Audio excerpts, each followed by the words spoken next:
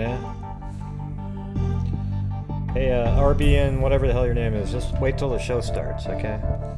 Every once in a while. Alright. Hey, how's it going? Hey, by the way, let's see, before I get too far into this, there's a, let's see, hold on.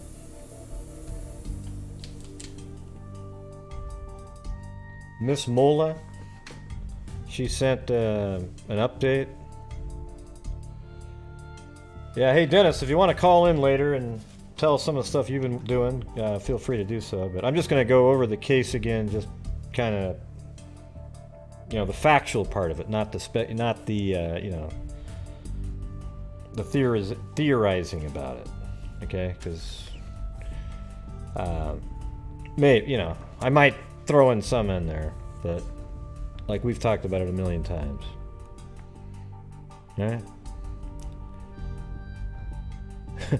No, it's not. It's actually Kevin MacLeod. I have it up at the top. I bought the whole package. I just put his name up on the screen, and you know, that's who created the music. Kevin MacLeod. Yeah, he has some awesome soundtracks. All right. Anyways, Miss Mola gave me an update. Remember the Walter Robinson Hibbard case from last night? You guys remember that? You know, well, from 2 nights, really. The 1939 case where the husband goes in and they just get married 8 days prior, and then he's sitting around going, yeah, I have one of my urges where I kill people, and by golly, I figured I'd bring my wife some water. Well, she asked for water, and instead of bringing water, I brought a knife, and then stabbed her a whole bunch of times, and she started crying, and then I ended up cutting her head off, and then I put her head in the sink and put her body in the bathtub. Remember that guy from last night? Well, anyway, she looked him up because I was wondering what in the hell happened to him, because he doesn't show up in any articles after that, like ever. Don't you think that's a little bit weird? Are you guys? I'll wait. I'll just wait here for a second. I can tell you guys are all still saying hi, hi, hi, hi, hi, hi, hi. Hello, hello, hello, hello, hello, hello, hello, hi, hi, hi, hello, hello, hello, hello, hello, hello, hello, hello, hello, hello, hello, hello, hi, hi, hi, hi. It's almost like you know what I should do is put the auctioneer on there. Hello, hello, hello, hello, and a hi, and a hello, and a hello, and a hi, and a hello, and a hi, and a hello, and a hi. Yeah. Anyways, I think it's cool that you guys all say hi. Hello and a hi and a hello. Keep on going. Hello, everybody. Hello, everybody. Hello, hello, hello, hello, hello, hello, hello, hello, hello, hello.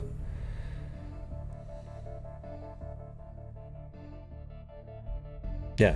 So anyways, I was sent an update on the on it. So here's what happened to good old Walter. All right. So Miss Mola sent me this. It said, she said, from a quick search on FamilySearch.org, I find that Walter Robinson. I actually went there too, and some of it I couldn't find, but I don't know how to use the site that well. I found that Walter Robinson Hibbard, 20 years old, was in the State Mental Hospital located in Bridgewater Town, Plymouth, Massachusetts, in the 1940 U.S. Census. The only Walter Robinson Hibbard I find under all 3 names was born May 26, 1919, and that makes sense, right? Because remember, he was 20 years old, and this happened in 1939. So the odds of that not being him are 1 in a million. Okay, and then on December 21st, 1944, he was drafted. All right? So he was actually drafted into the military. Wow, what a perfect person to put in the military. He was probably, like, in heaven at that point, right? Let's see. So it was obviously a short stay in the mental hospital, she wrote, after murdering his wife. There is a marriage record for him in 1968. He lived to be 90 years old. I mean, this is crazy. He died in 2009. I mean, he lived all the way up to just a couple years ago. I mean, you know, not a couple, but 10 years ago. That's wild. I mean, we're looking at something in 1939 where he literally stabs his wife in the stomach, or chest a bunch of times, then drags her over to the bathroom, cuts her head off, and then puts her body in the bathtub, and then also cut her body parts up. And he said, God, I just always wanted to see what it felt like to kill somebody. And then apparently, he got to live all the way up until 2009. That's amazing, man. I mean, you gotta admit, I didn't expect that at all. I just... How unfair that is. No, I'm not doing Dlive right now. I'll probably... I don't know if I'll I'm not sure how to do that. Just do it every single time. Takes a little setup over there. It's not too bad though, but you're right here though, right? Why would I need to be doing Dlive? Yeah, I could see people over in Dlive saying, "Hey, where's Gray? Why isn't he doing a show?" But to come here and say, "Hey, how come no Dlive?" That's weird because you're watching it right here. You know? Yeah, it just sucks. Like, I actually had that feeling. Remember, I even said in the show last night, I go, you know, they probably just treated it like, oh, he's got a mental illness, and they didn't really want to have to explain it to society, so he probably got out really soon. And that's exactly what it seems like happened. He goes to World War II. Hell, he probably comes back as a hero. Nobody knows anything about how he chopped up his wife. I mean, the wife was pregnant, too. Man, that's amazing. God, I mean, you're talking about 5 years later, he's off into World War II. Probably comes back a hero, you know, then he gets remarried in 1968, and then he lives all the way up until 2009. That's unbelievable. I wonder if he had any other, quote, urges throughout the years.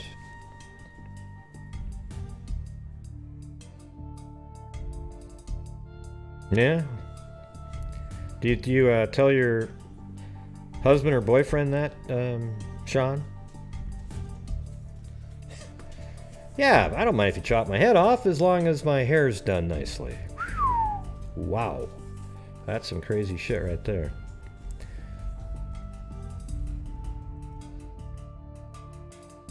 Yep. Claudia Neubauer. I guess she's going to go out and maybe film in the fructose case, the woman part of the equation. I guess she has a trial, or not a trial, a court hearing coming up.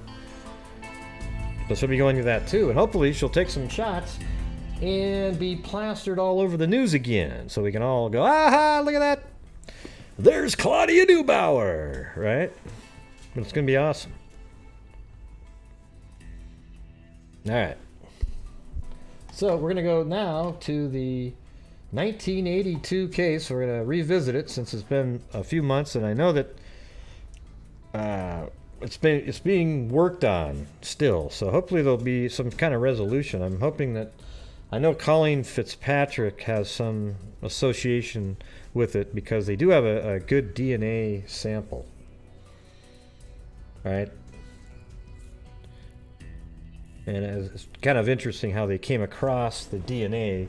They didn't even realize that the blood was anybody other than one of the victims. They were thinking, oh yeah, it's one of the victims. And later they finally, hey, you know what? Let's test that blood. Oh my God, it's some male that we didn't have a clue about. Yeah.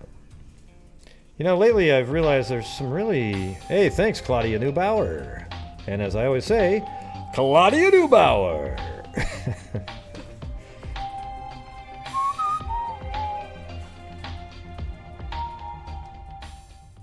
Glad to back again, Gray, the best investigator on YouTube. Well, when you go to Dlive, you have to type in Gray Hughes, Grayhuze investigates. I guess. I don't know. Maybe you can just type Gray Hughes. But spelled like Shogun just typed it in. But I'm not on there right now. I'm just on YouTube. Maybe the next time I'll go back to using both. I mean, it doesn't hurt to use both, I guess. The delay isn't too bad. All right, so here we go. We're going to go over this article here and some of the documents they have with it. It's probably the best one. But, I mean, I could actually almost do it completely out of my head and memory. But I'll just probably go through this. I mean, let's see. What could I say? Yeah, I mean, I could say that I know Oberholtzer was at a sort of a work get-together after work, maybe for, I think, maybe a promotion or something like that. And, you know, everybody always hitchhiked in that area to get around. That's just kind of how it was back then. And I even remember when I was back in, like, 1980-something, I had friends that would hitchhike all the time. That was getting a little late. I think people stopped generally hitchhiking kind of in the 90s. But, you know, people still did that. But anyways, let's just go through it. It's distressingly rare for cold cases to heat up decades after they were committed. And when they do, as with the death of Jacqueline Gallegos, whose killer was brought to justice 20 years after her passing, the reason is often improvements in DNA technology. And that's kind of what's going on here.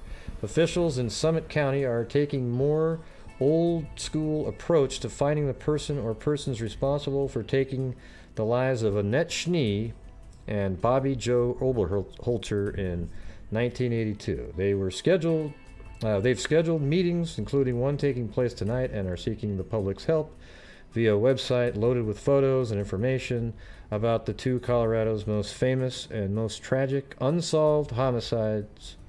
And let's see. And then you can actually go and see all the different items left at the crime scenes and found on their bodies in some of these links that they have down here. Let's see.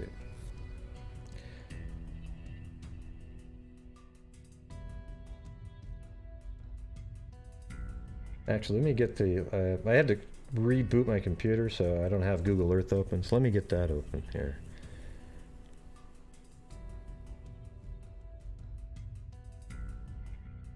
Yeah, don't worry about Dlive right now, okay? We're just doing YouTube right now. Yeah.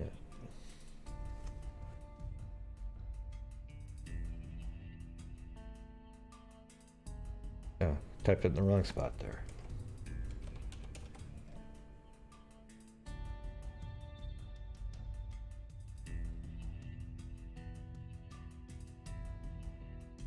Yeah. So actually I have it all kind of mapped out here. Let me see if I can... Let me try to do it by memory. Okay? And if I make some mistakes, maybe if Dennis is listening, he can bust in there. But don't, you know, if I get the overall part of it, it should be fine. So let's see.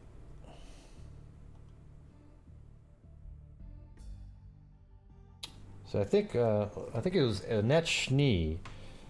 I think she was first to be abducted, basically. But it was a kind of a simple abduction because I think she was at a like a convenience store or something like that, and there was some woman outside where I think she said make sure to get a certain type of cigarettes, if my memory is correct on that one.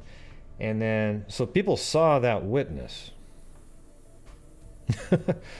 Oh, no problem, Barney Fife. It was hilarious, though. Do you guys remember that one?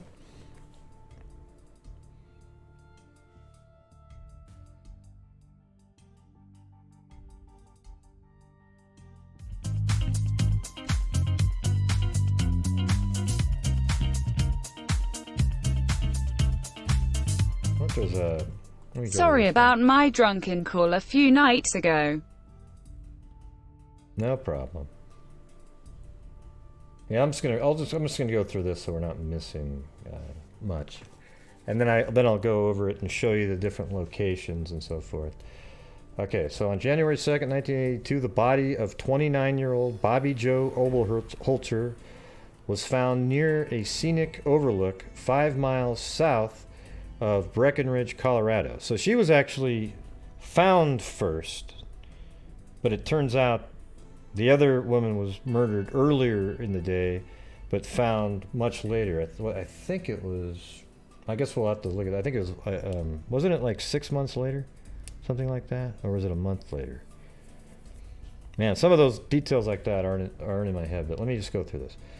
Oberholtzer was found near a scenic overlook 5 miles south of Breckenridge, and that location is, so there's Breckenridge, and then 5 miles south is right down here. And by the way, Cairo just drove through there, and he filmed this area. So this is exactly where he was, right here. I'll show you, I'll actually play that video here in a second. So Cairo drove through this area.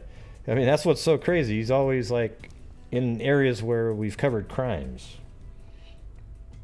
And she was found right here. There's like a 50-mile-an-hour sign, and then just before that, so there's a 50-mile-an-hour sign. There's a rock right there, and just down below there, there's I guess a cross with Oberholtzer's name on it. And that's where she was killed. But when she was killed, it was a ton of snow on the ground. It was in the winter.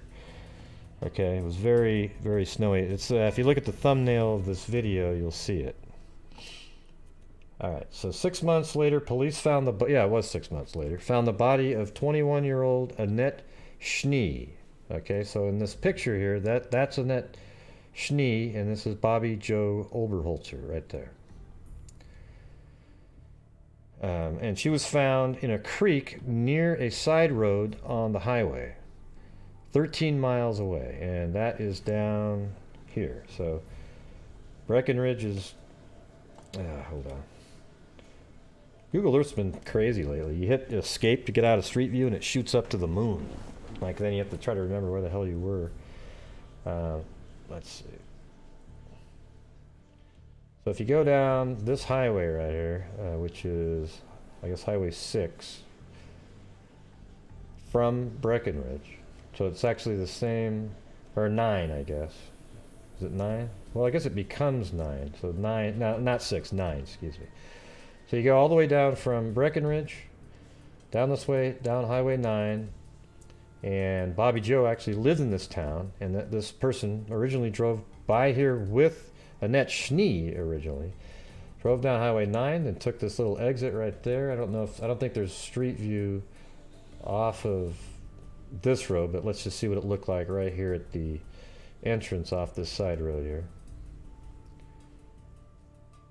So the killer drove Annette Schnee down here, I think alive still, and then drove out that direction.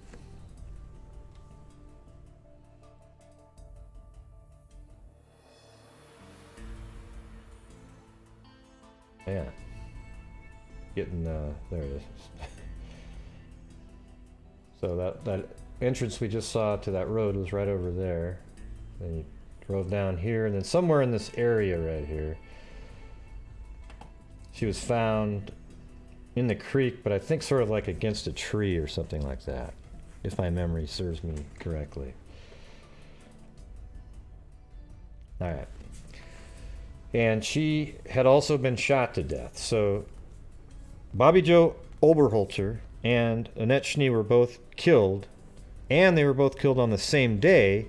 They just didn't realize that Schnee was one of the victims for 6 months.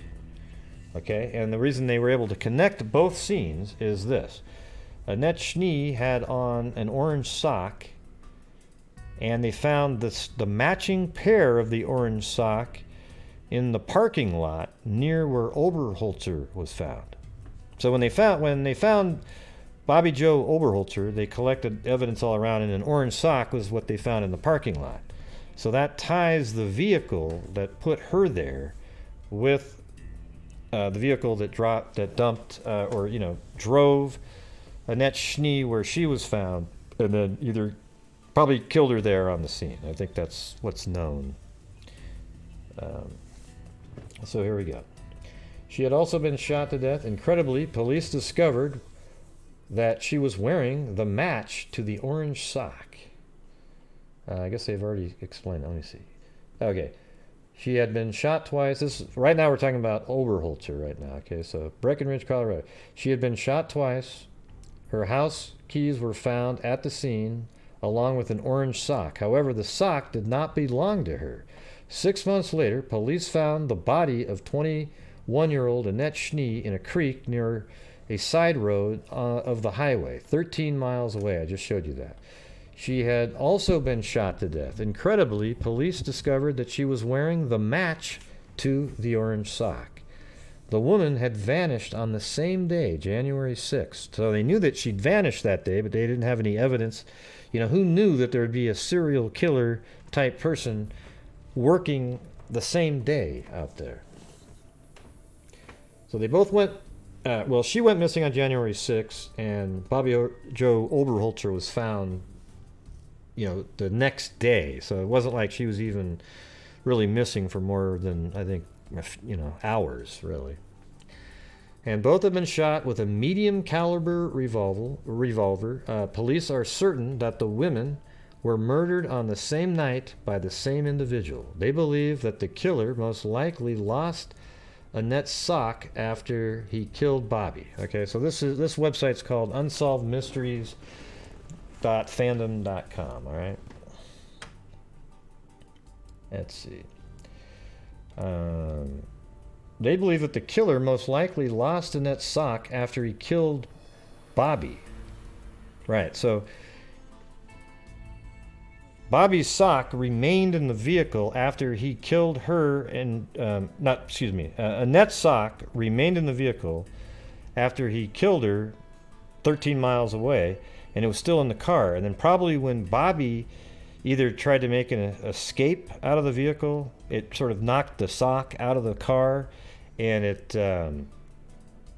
fell on the ground. All right. Let's see.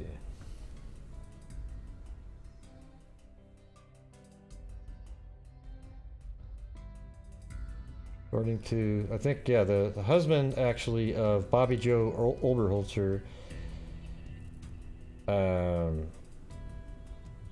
she had left the house at 7:15 a.m. and hitchhiked to work, and then at 6:20 she called and told him that she was out with friends. So she was out with friends, and he asked if she wanted him to pick her up, but she told him that she would get a ride home. I mean, didn't that just suck?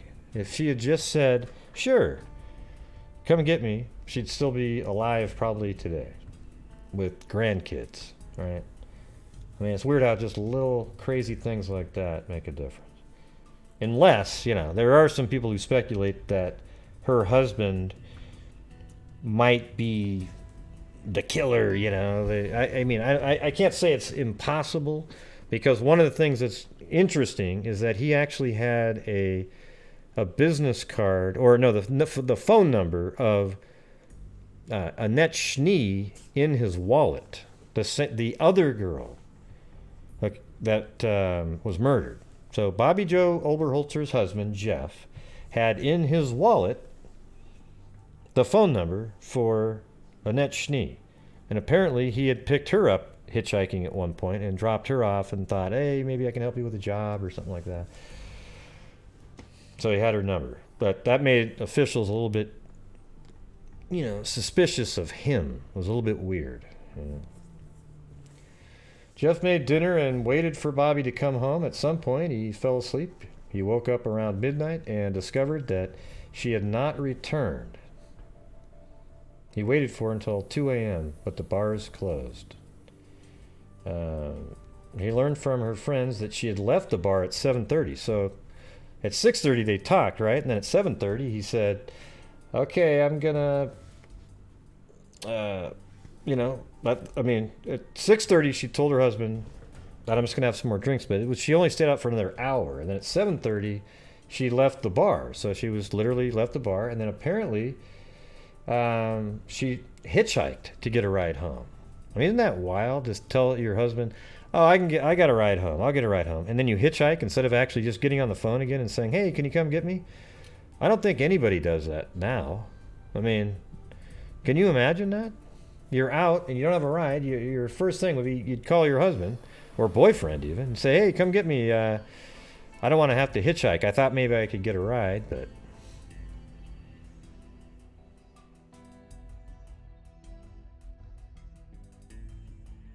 So I guess the next morning, a farmer who lived 30 miles outside of Breckenridge found Bobbie's license. I guess he found the license on a road out there. I think I have this all mapped out, actually. Let's see. So here's the thing. This is Breckenridge right up here. And there was the village pub was right around in this area. This is where she was having drinks.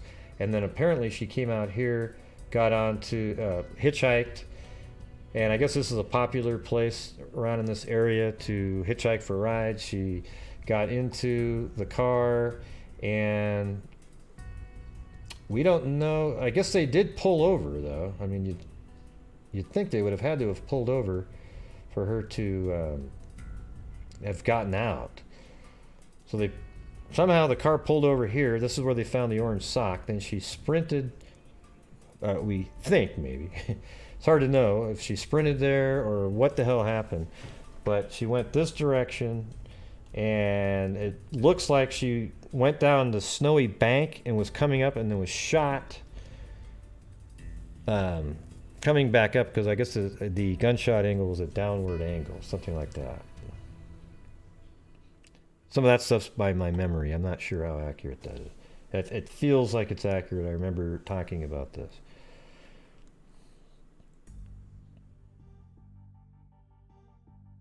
Okay, so then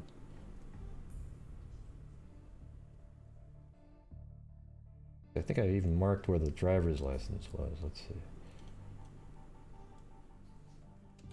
Oh yeah, I knew it seemed like it was upside down there. Yeah, so look how far away the license was, way over here. And then there was also, I believe, yes, her blue backpack and gloves and Kleenex were found here, and the Kleenex had blood on it, right? And they always just assumed that the blood they found there was going to be Bobbie Jo's blood.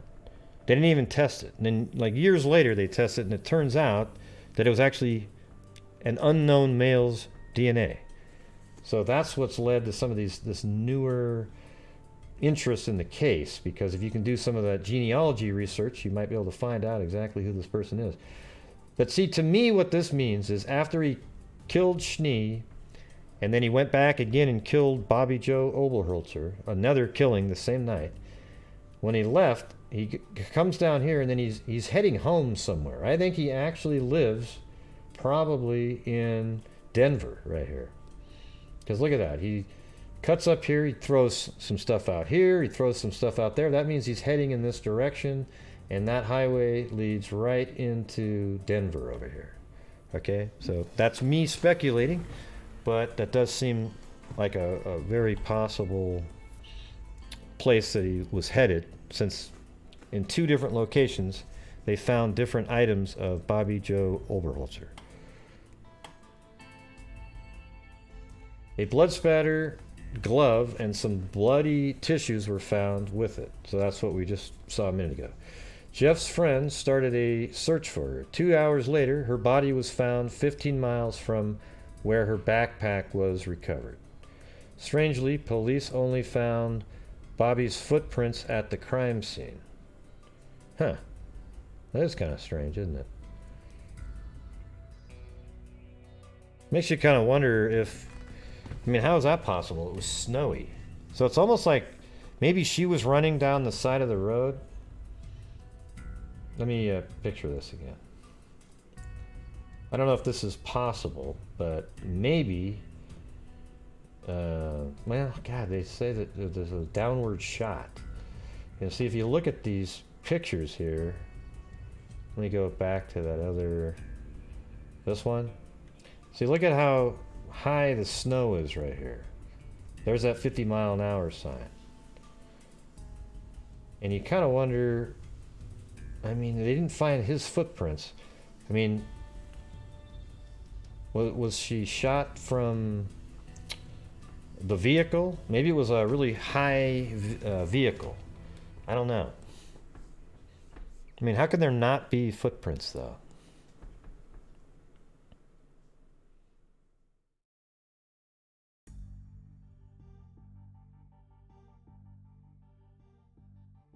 Yeah, well, Bobbie Jo Oberholtzer had a keychain, and her husband gave her a keychain that had this little hook thing on it to use as a weapon. And she possibly, there was no blood found on that little hook thing, though, so they don't know if that was what was used. But yes, the suspect, who's ever out there, he was injured in some way because he bled on, I think, a glove and Kleenex.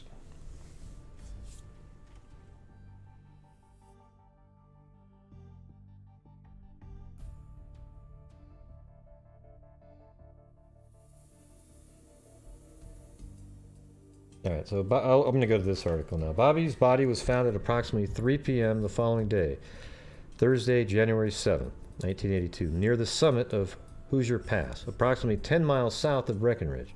Bobbie was found face up, 300 feet south of the parking lot, at the top of the pass, and 20 feet off the southbound lane of Highway 9. Down a snow embankment. The pass was covered in deep snow, which had been plowed alongside of Highway 9. It was a very cold night, about 20 below, and it may have been snowing.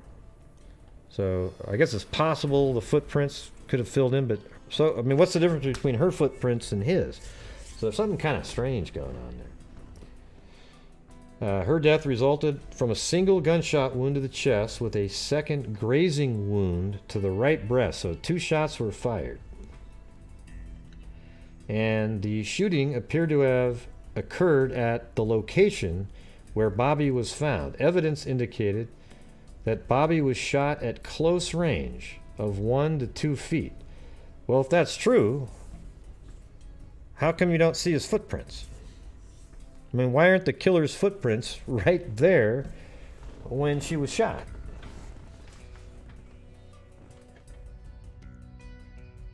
Let's see. Evidence at the scene indicated that Bobbie may have gotten out of the suspect's vehicle at the top of the pass.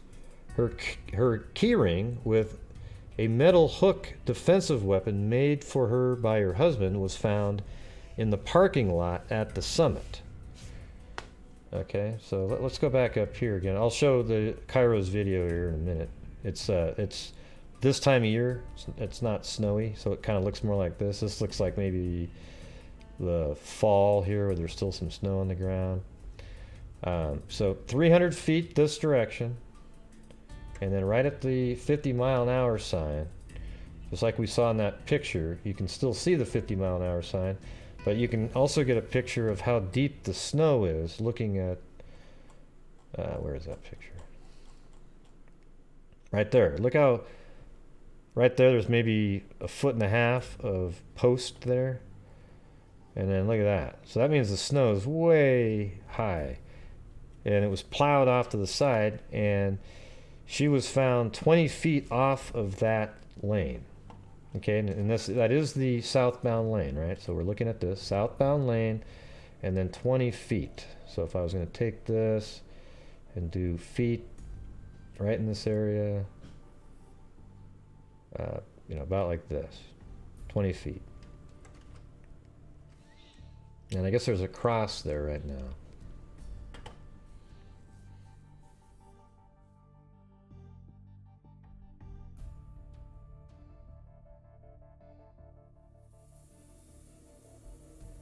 Let's going to get back to the story here. All right, so evidence at the scene indicated that Bobbie may have gotten out of the suspect's vehicle at the top of the pass. Her keyring with a metal hook defensive weapon made for her by her husband was found in the parking lot at the summit. Bobbie may have run downhill along the road approximately 300 feet and was possibly again confronted by the assailants. She then seems to have gone over the snow embankment toward a stand of trees, stopping short of the trees and retracing her tracks. Like, she ran up the embankment and then ran down and then was like, what am I doing? And then started heading back up. Retracing her track a short distance, she fell onto her back and slid down the snow a short distance before coming to a rest where she died. So let me picture that again. Let's see. She then seems to have gone over the snow embankment towards a stand of trees, stopping short of the trees, and then turned around, retracing her tracks a short distance. She fell onto her back and slid down the snow a short distance before coming to a rest. So she must have fallen head first. So she was heading back up, you know, like I'll just do a really cheesy thing right here. Like, there she is. She's walking back up the snow embankment like this, right? And then gets shot again and then falls backwards like this and then slides down the embankment. All right? So how was that for a real simple demonstration, huh? Come on!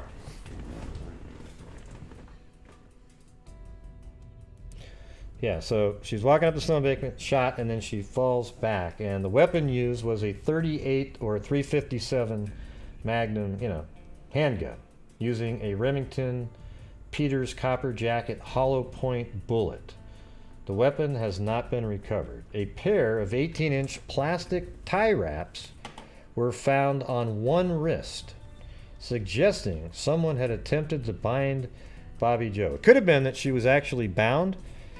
And maybe when they were about to put on the second, you know, binding, that's when she made her move and said, I gotta get the hell out of here. And that's brilliant. That's smart as shit. You know, she got out, ran down the hill, and then was, unfortunately, the person tracked her down. I think he probably also went up the snow embankment. I don't know why they can't find his footprints, but he probably didn't follow her down the embankment. He probably stood at the top of the embankment. I actually think that if you look at this picture right here, let me see if I can get there again.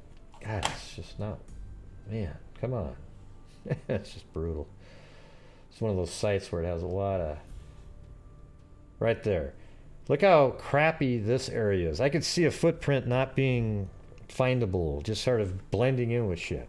But right off the side, you got the smooth snow, so you find hers. So she comes up here. He comes right up here where this guy is, right? And then she's coming back up, and then he shoots her. She falls, but she's almost at the top, so he's within 2 feet, and then boom, shoots her. Then she falls backwards, slides down the snow.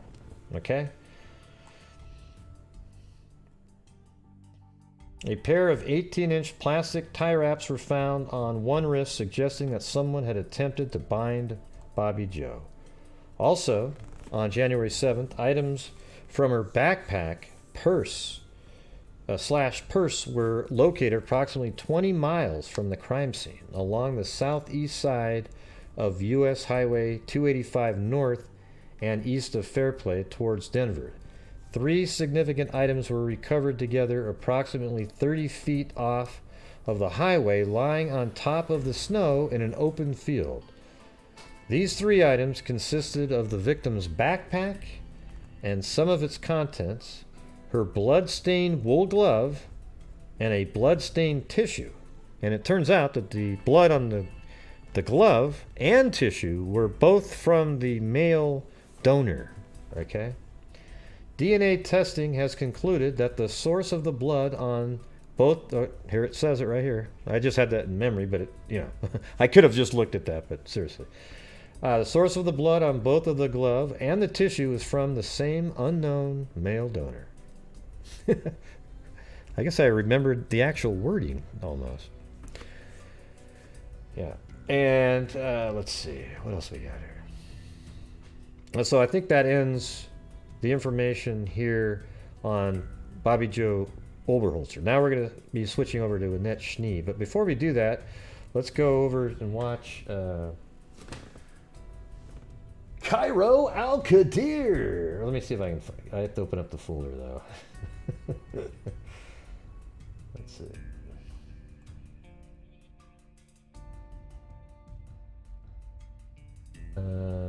Can't remember. Yeah, it's this one. Yeah, so look at this right here. Okay, it's perfect. So here's the parking lot right there, and that's what we're looking at when he's standing about right where this green line starts. He's just like that, okay?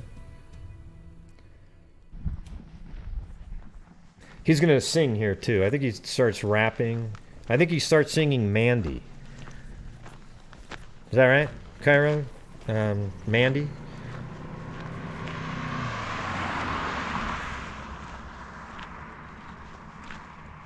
Or maybe it was Colorado Rocky Mountain High. I can't remember at this point.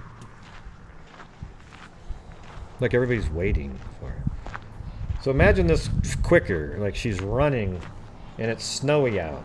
And she's trying to get away from the psycho. Yeah, I know it's the other one, but you're not singing those songs anyways. I'm just inventing what I just said.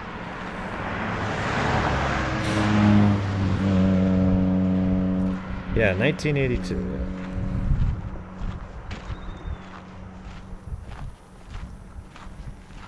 Yeah. I'm just picturing Cairo driving all around the country. He's not in a hurry, I'll tell you that, boy. Let me see this is what it would look like if she ran. Watch. Kind of like that, right?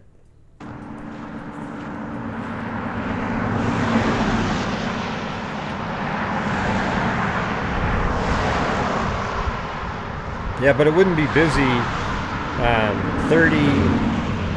7 years ago on a winter night. Okay.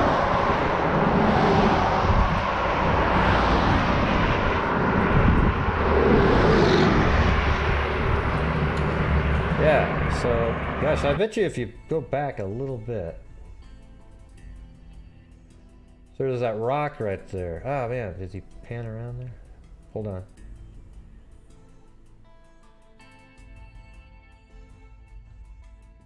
Hey, everybody, that's Cairo right there. But, hell, that could be me, too, right? With the hat on and everything. It's hard to...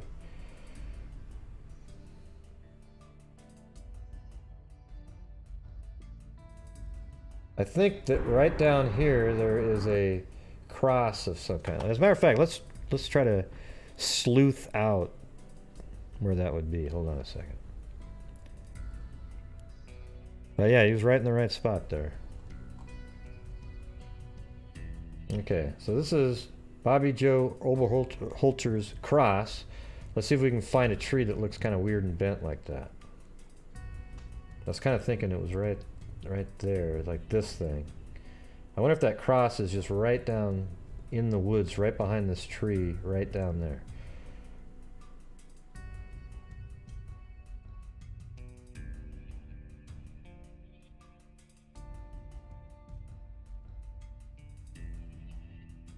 Yeah. So anyways, picture how this would be. The snow plows come in, you got snow way up into here, right? It looks like they've changed out this pole over the years. You know, so I can't really say that the old pole was just as high or lower or whatever. But, you know, the snow is way up here because it's been plowed off to the side. She runs up and runs over and goes, oh, I'm going to get out of here, but then realize, what the hell am I doing? I'm probably safer up on the road. And then when she's down there, down here, she tries to get up. It's actually to the right of this slightly, I think. Yeah, I think it could even be right back down there. Because if you look at the shot, let me see that.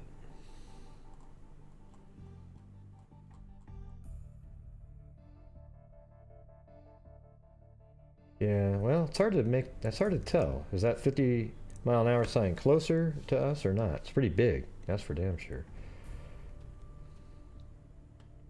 So anyways, it's down here. But look at that. She would have ran down there and went, oh my God, what am I doing? Then retraced her steps up.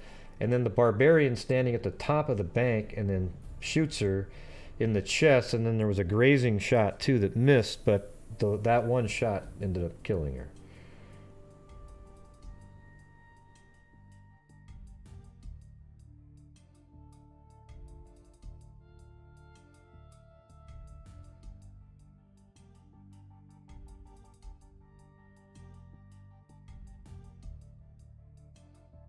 Yeah, if you got another video, that'd be cool. But I guess just put it in that folder. But anyways, yeah, that was very cool. So it shows you exactly, this is exactly it, you know. If you go to Street View, obviously it looks similar. You just get on there and come down. Except he's on the right side. There's only one Street View lane that's on the northbound lane. Wait, I already went past the sign. Sorry about that. Yeah, it's right there.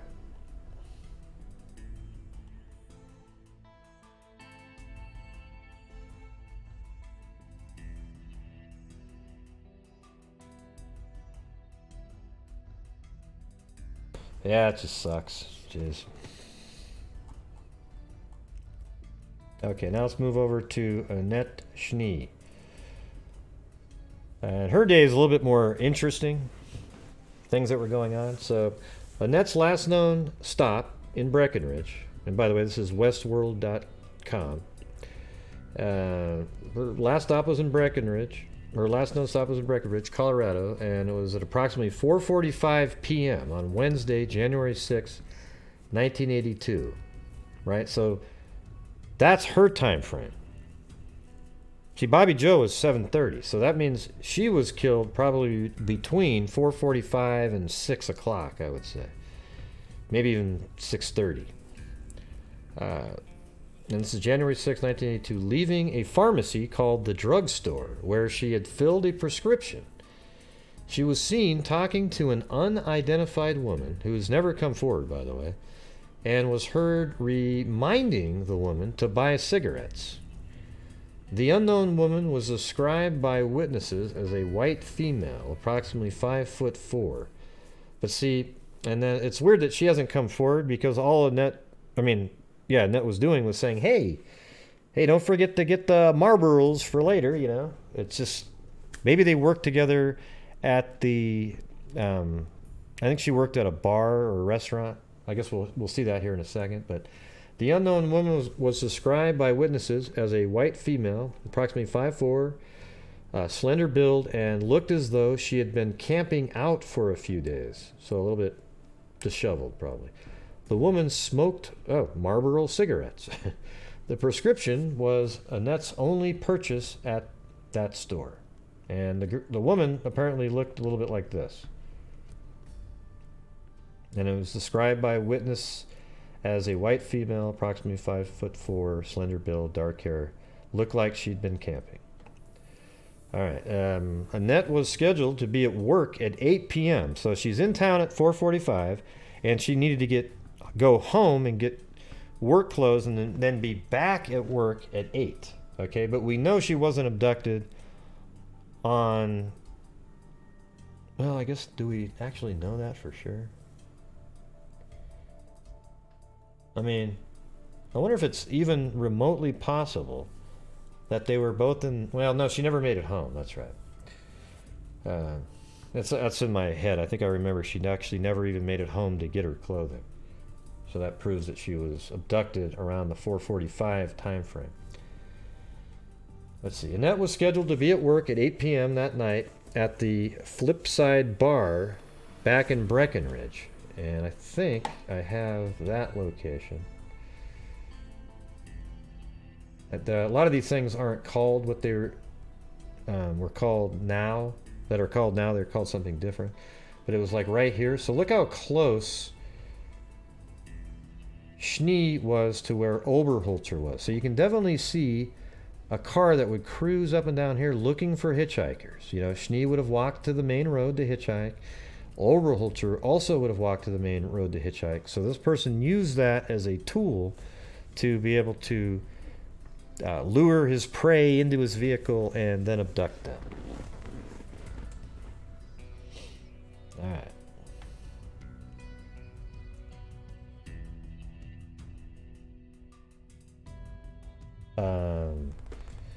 Let's see. She was described as a very reliable, and it's thought she may have been headed home to get ready for work when she disappeared.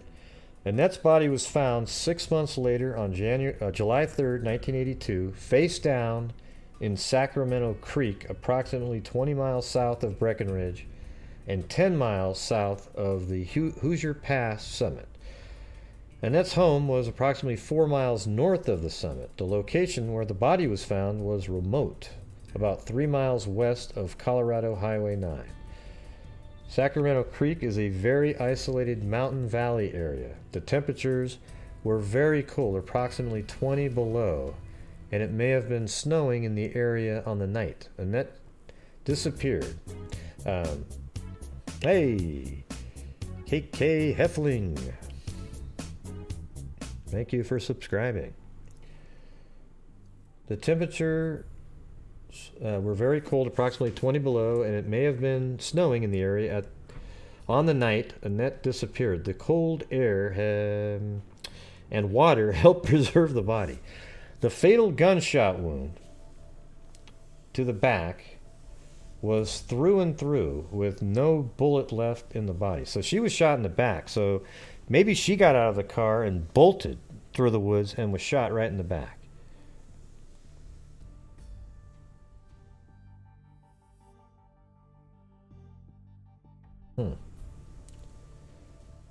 That's crazy. The fatal gunshot wound to the back was a through and through with no bullet left in the body. And I don't think they ever found the bullet, which seems really odd. I think somebody should go out there now, 3 or 4 people with metal detectors, and walk in one direction for like a mile and see if you can find that damn bullet. You know, put it on the sides of trees, on the ground, see if you can find the damn thing. Just for the sake of finding it. I mean, they already know that it's going to match the other one, but it is unknown whether other shots were fired and missed. The weapon used was possibly, again, a .38 and a .357 9mm handgun. Annette's body was fully clothed, but the clothing was in disarray. Annette was found with both shoes on, but wearing one orange booty sock on her left foot and one long striped sock on her right foot.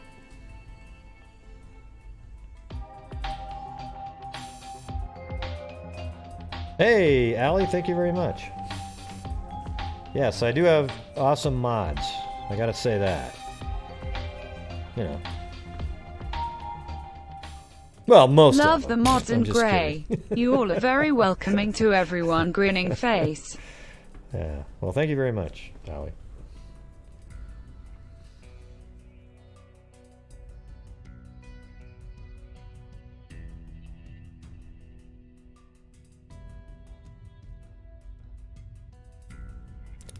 Have a call-in crime on scary... No, you guys don't call in now, so I'm not doing it. You know? The thing is, I've done shows, and all of you go, yeah, that'll be great, yeah. And then like 3 people call in, and it's always the same 3 people. All right? If I do a show like that, even people who don't want to call in, if you don't start calling in, I'm just going to end the show right at that minute, okay? So that's what's going to happen on that one. You know?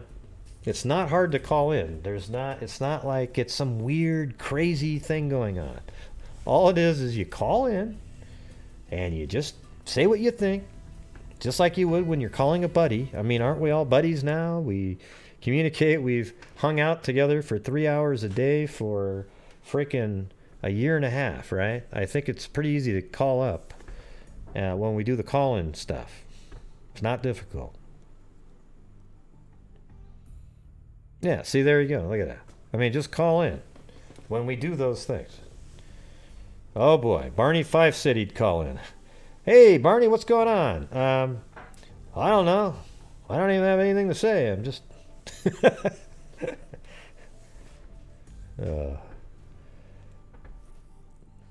Yes, you're all freaks. You know what's hilarious, you guys? You guys wouldn't believe this. Where was that? Hold on. Yeah, just somebody sent me a link to a random YouTube video, and they weren't even sending me the link because of what I'm about to tell you. It was something that was about some case. And there's only one comment in the comment section, and it said, I can't believe somebody called you a freak. Nobody calls anybody a freak. And I said, well, we do. My entire YouTube channel, we all call each other freaks. It's good. It's a good thing. It was pretty weird though. It was like, wow, what are the odds that like the one comment? I think I actually where is that damn thing? Let me see if I can find it.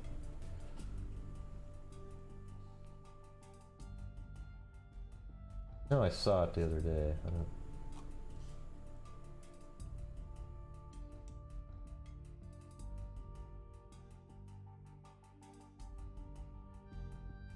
This one? No.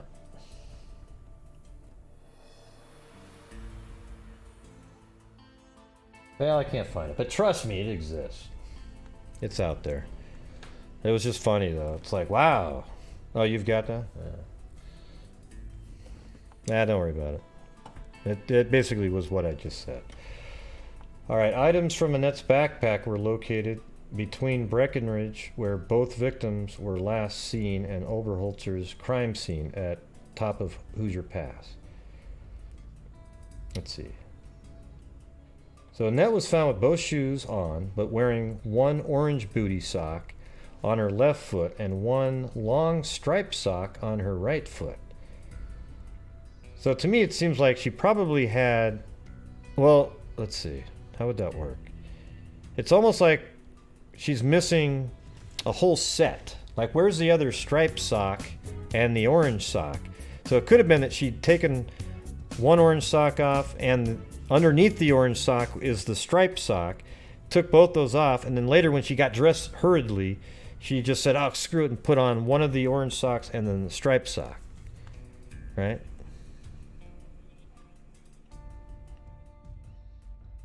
But maybe the other striped sock's here too. I think it might actually be here. Oh, there it is. The second long striped sock was found in the pocket. Okay, so forget that. So the orange, okay, so try to picture how that might go down with Annette Schnee. She's in the car, right? And she probably was raped at some point and forced to take off her socks, and she put them in her pocket. Okay, and then at some point the orange sock fell out of her pocket in the car. Perhaps when she tried to make a move for it, she just reached into one of her pockets. Let's say her left pocket, for example. And she pulls the content of the left pocket, and it's a striped sock and an orange booty, because she put in each pocket the striped sock with its accompanying orange booty that goes on that foot, right? So in each pocket you had a striped sock and an orange booty.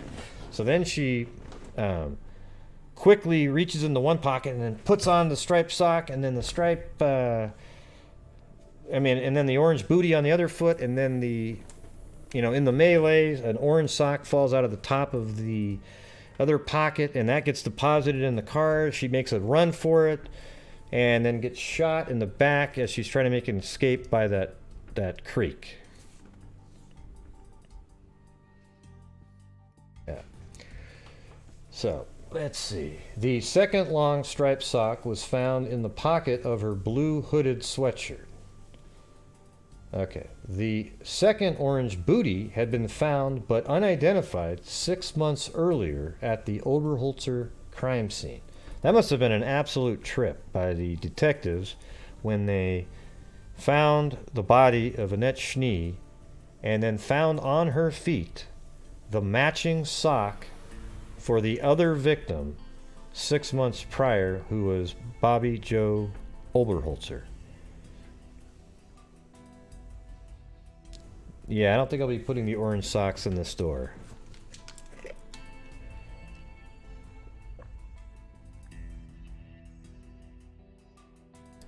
Let's see. The second orange booty had been found but unidentified 6 months earlier at the Oberholtzer crime scene near the summit of Hoosier Pass. You know what it seems like a little bit? That I wonder if he stopped at that same parking area both times. But Oberholtzer actually got out of the vehicle at that point on his second attempt later in the evening. He may have been successful in the rape at that parking area the first time, then drove Annette all the way down to where she got out of the car and was running, and he shot her, killed her, and then he went back up into Breckenridge and went for round number 2, pulled over into that parking area, was trying to get on the restraints, and Bobbie Jo fought back, actually wounded him somehow, and then he probably was pissed off, chased her, and she got out of the car and ran, and then he chased her down and he just killed her. And that's why there's bloody Kleenex and the bloody glove. What's interesting though is that means the killer had collected the bloody glove and the Kleenex and then tossed it out at some point. Because you know, I don't think that Bobbie Jo would have thought to collect the bloody Kleenex and put it into her backpack or wherever, you know, when it was located, and the bloody glove, right? When would she have had time to do something like that? Items from Annette Schnee's backpack were located between Breckenridge, where both victims were last seen, and the Oberholtzer crime scene at the top of Hoosier Pass. Among the items found in Annette's backpack, see, this is going to be another interesting part of the story, everybody. All right, here we go.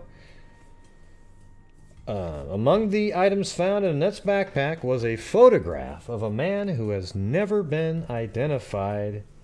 Can you identify this man? This guy right here. You see this? This guy right here.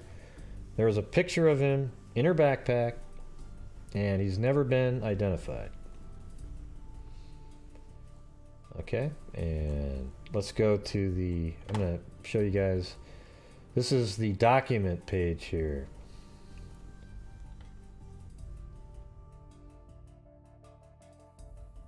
And here we go. These are the case files of Bobbie Jo Oberholtzer. Okay, there's the crime scene. Let's see, where the hell is that? Where are the pictures of I think they're right. Is it right there? Okay, this is a map of where they found, Bobbie Jo's backpack was found here. I just showed you that on the regular Google Earth. And then Bobbie Jo's license was found way up there. And let's see, Annette's backpack was found not too far actually from like where Bobbie Jo's, let's see, hold on a second. Yeah, not too far away actually from where Bobbie Jo's body was found. And then Annette's body was found way down here. Annette's home was up here. So there's Breckenridge. He actually literally drove by Annette's home on the way to Hoosier Pass and threw her backpack out at some point. See, that's interesting too. You guys, I wonder if he threw her backpack out on the way back up into Breckenridge, because he realized probably at that point, like, whoa, wait a minute. Why would when I abduct the next girl, she'd see this backpack and maybe make her panic. So then he threw it out, because it's like, here's Breckenridge. This is where I wonder if my map's better. Let's see.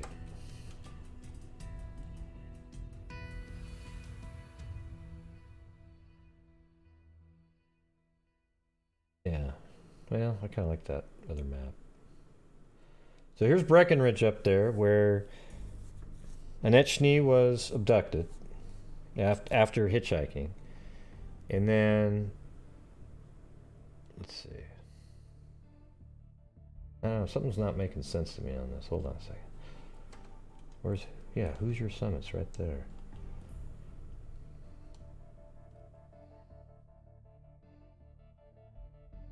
On this map. Hoosier Summit. So Annette's home. Oh yeah, so Annette must have lived north of where she was actually, well, Annette's home is here, but she lived way north of where she was found, and north of where Bobbie Jo Oberholtzer's body was found. So here's Breckenridge, up here, and then Annette Schnee was picked up And then I doubt he threw the backpack out first, right? I don't think he would have thrown the back out before the rape and before the murder. Okay, so then he goes all the way down here and then shoots her. Then he comes back up here later, because then later he abducts Bobbie Jo Oberholtzer. So I'm wondering if while driving up here, he threw the backpack out, and that had the identity of the unknown man in it as well, right here on off this road.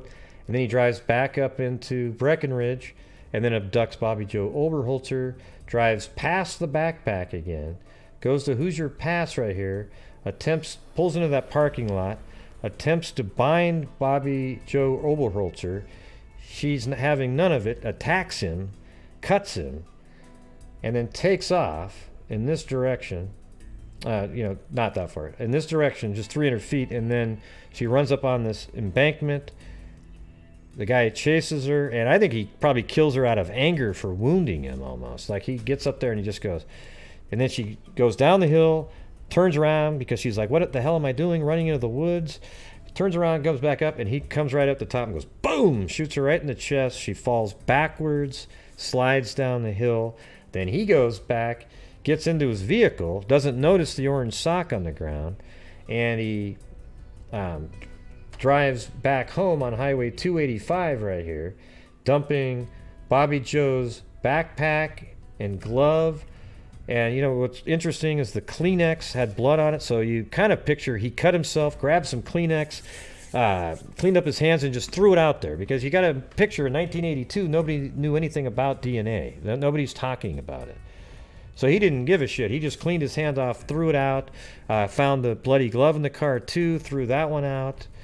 And then he threw out the license all the way up here, and then he's heading towards Denver.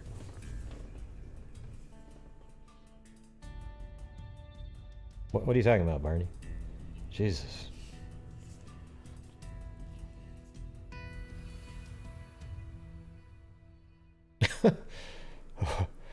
Wow. How about this? Go read what the thumbnail says, Barney. Okay?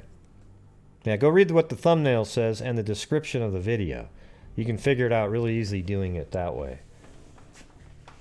It works really well. You just check it out, and you'll see it right on there, and then you can go do some research on it. That's all I've been talking about the whole time you've been on here. It's weird. It's interesting. All right.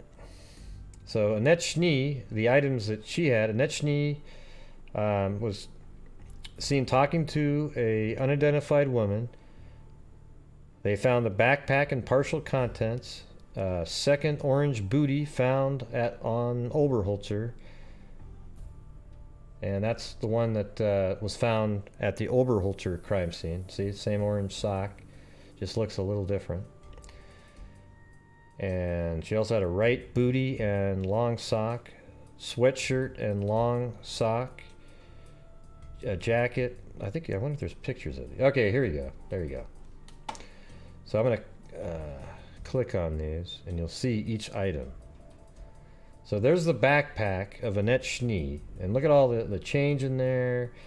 Looks like a health ID card here, keys, chapstick. Looks like, I don't know if that's a lighter right there. That would be a huge lighter. I don't think that's what that is. Carmex. Just run-of-the-mill stuff that anybody would have, right?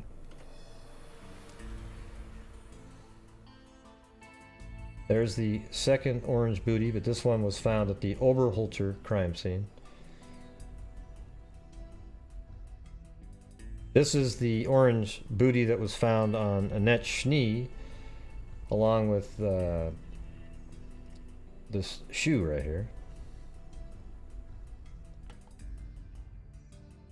And this is the right shoe, and that's the sock that foot had on it. So her right foot had the striped sock, and her left foot had the orange booty sock, but put into the same shoes, right? So the shoe types were identical. I mean, it was part of the same set, okay?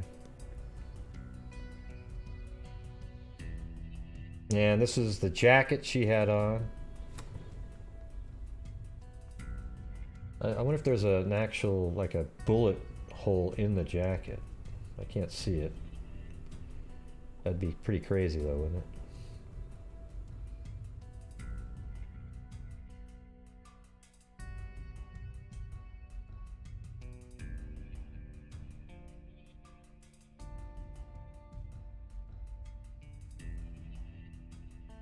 Okay.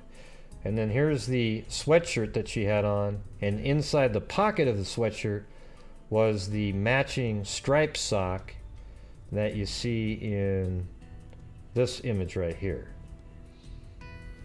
And it looks like it got preserved better because it was probably inside her clothing, inside her jacket, and the colors maintained, where this sock was out in the elements for 6 months. Yeah. Yeah, she had on, I think originally, let me just tell you what I think originally was going on here. I think originally she had on each leg, she had an orange, this sock on, and then on top of that, she put the orange booty sock, and then her foot would go into the shoe. So each leg had on the striped sock, the orange booty, and then her foot goes in the shoe.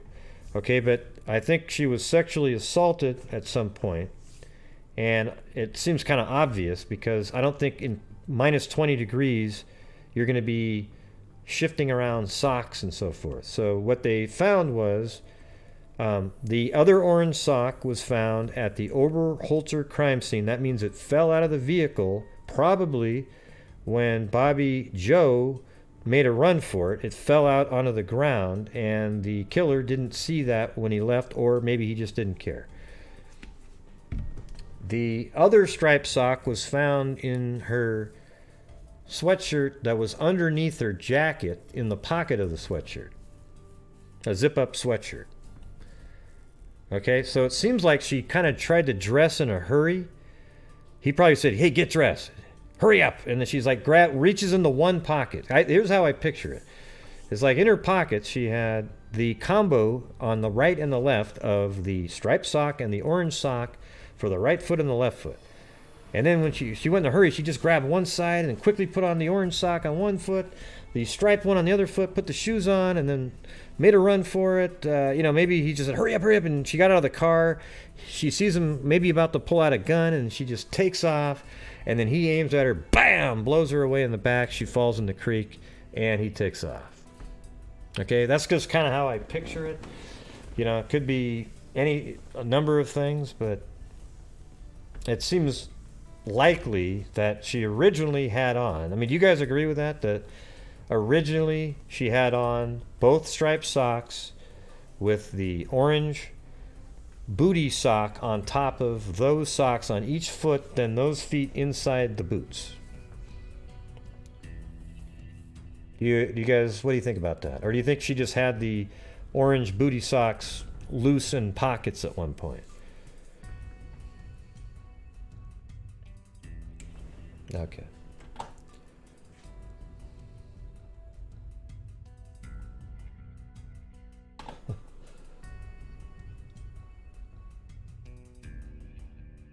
Hey, Cairo, are you out there? Did you go down that other, the road where Annette Schnee was found?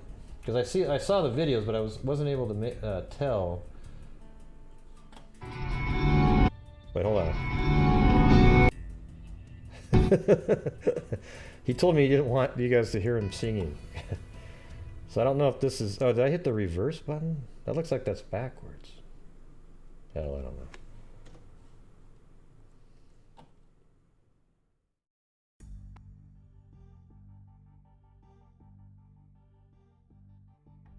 Oogla boogla. This does kind of look like that road.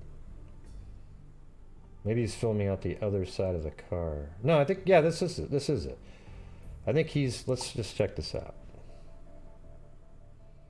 I think that maybe, I'm just going to guess. I could be totally wrong, but he's kind of like in this area somewhere, let's see. Like maybe even right around in here.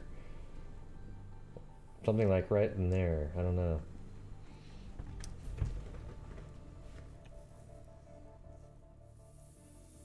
Be probably bath, beginning of video 1.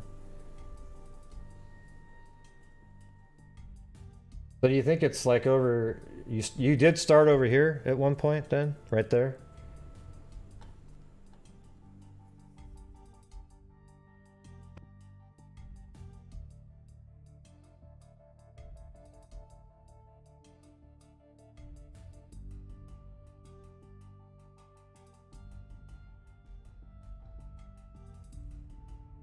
Oh, Bosch.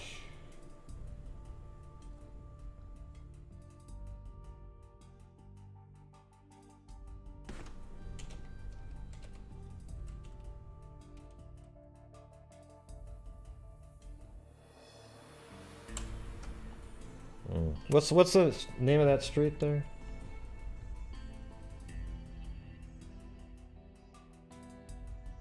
Do you think they were underneath it? I don't know. Could be. Is that what they said? That was under it? The orange, when they found her... Well, how do you know that, Dennis? Why do you think the orange booty's underneath the sock? Because it's on one foot and one's on the other foot. So you wouldn't... I mean, if it was like that on one of the legs, I could see that. But how do they know that the orange booty was underneath the striped sock?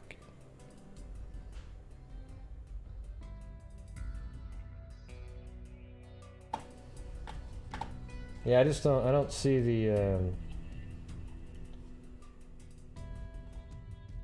But I don't understand the direction here. So you're filming out the right side of your camera at this point? Because that doesn't make sense if you look at a map like this.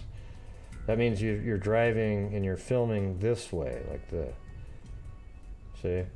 If you're actually right here driving that direction. I think I'm just going to have to look up one of these addresses here. What was that one?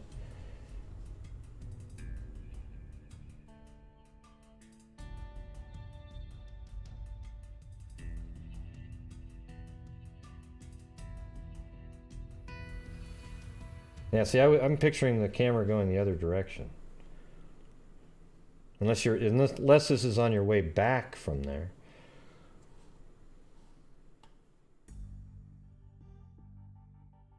That doesn't make any sense.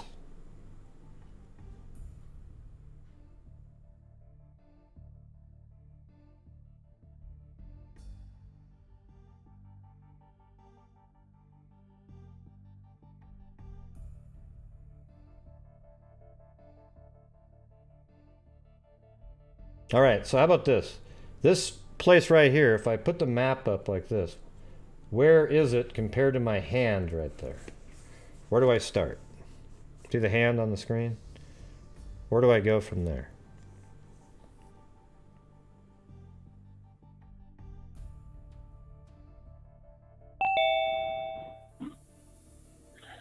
Hello? I guess I didn't make Hello. Who's this? I can't hear her. This is Cairo. Oh, okay. What's going on? I was going to explain the video if you'd like. Yeah, it seems like it's going backwards on the, like the way it's well, filmed or something. Okay, because I screwed up the first time. So, first I had the GoPro attached to my driver's side window. Mm-hmm. And it goes from around the spot that you have marked on your video, and it goes way past. So that first video I took is nothing, and that's why I labeled it number 2. The video that you're watching currently, I took driving from Forest Way or Forest Lane. Anyway, the beginning of the video you're watching right now is the spot where you have marked on your map from your video.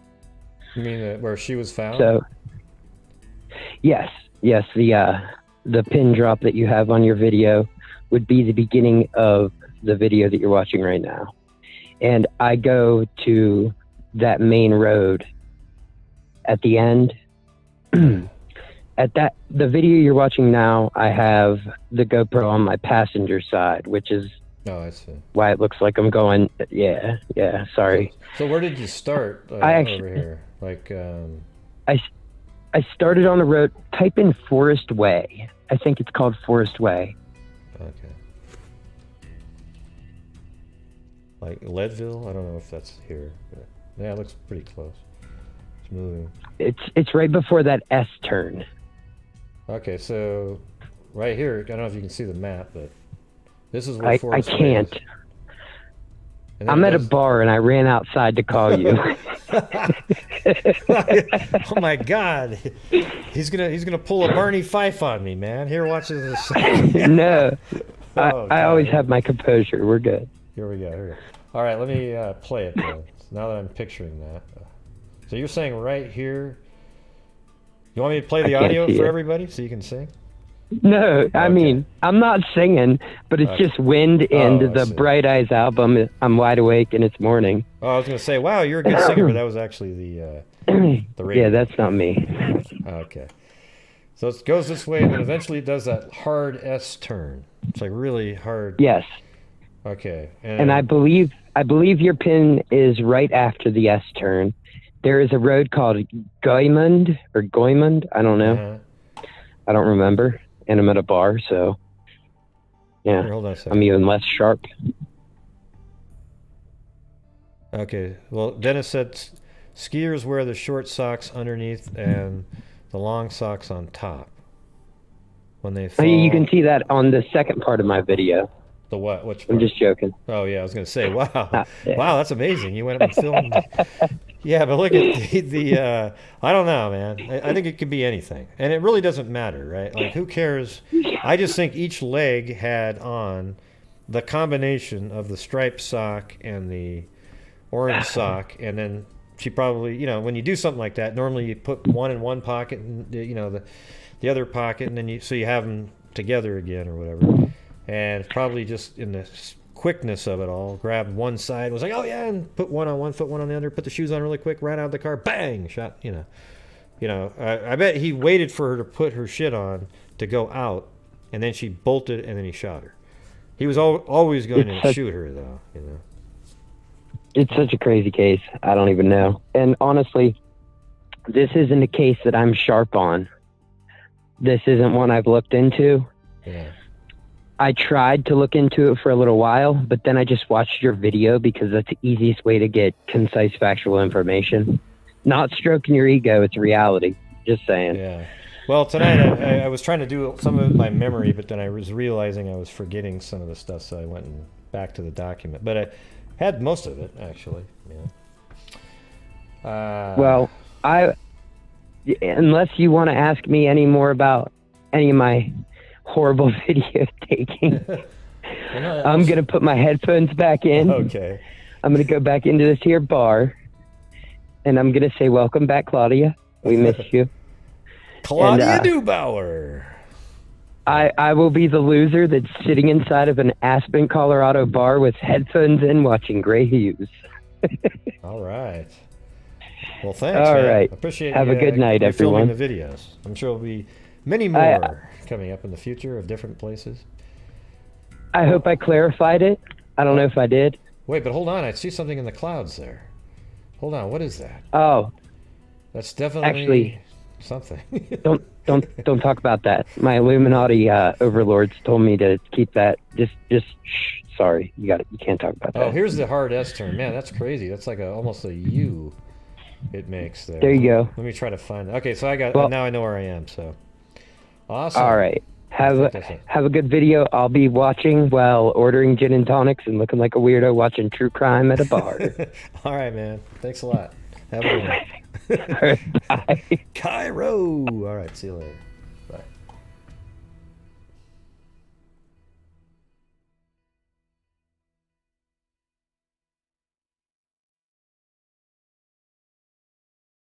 All right. So this is, I think, right where he just went. Do you see this right here? See that? He just drove like this and made that hard S turn. Hey, Dennis, do I have the right spot? I think I may have actually. Does this look about like the right spot here? Because I think there was a time where I had to start all over on my computer, and I don't know if I had the more updated version, because I know that I've even had Annette's backpack location, and I don't see that anymore. I'm just not sure. So if you're watching, Dennis, How close to where I'm at was she found? Do you know?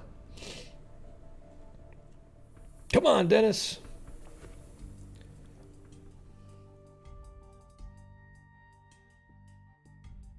So that's pretty cool. He's right there on that video. I'll just show you that part again. See, look at that. So here he is going around that turn, and then it'll go left at the bottom here. Not pretty close? Okay. We'll get the gist of it, right? Yeah, I like Tom Collins. Those are pretty good. You ever have one of those, Cairo?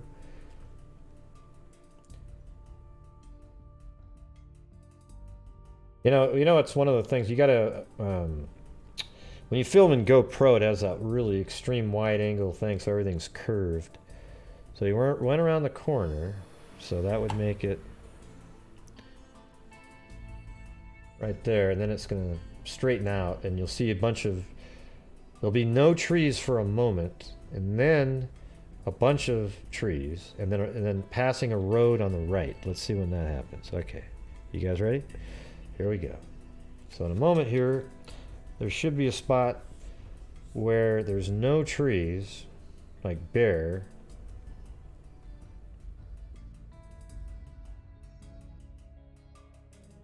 Yep, there it is, right there. No trees. Okay, and then now there's going to be a forested area, and then he'll pass a road just past the forested area. Okay, so here we go.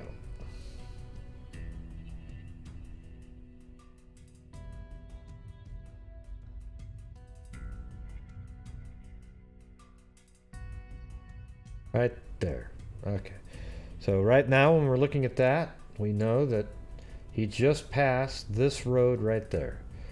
So I guess we could put all these different, just drove past that. And so the next thing that we'll look for is another road on the right. Right there. So let's wait for that one.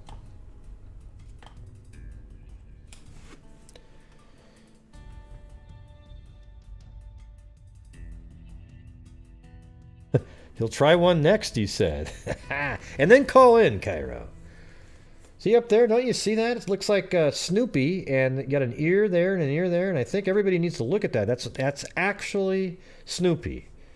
Okay? Yeah, you can't tell me anything other than that really is Snoopy up in the sky there.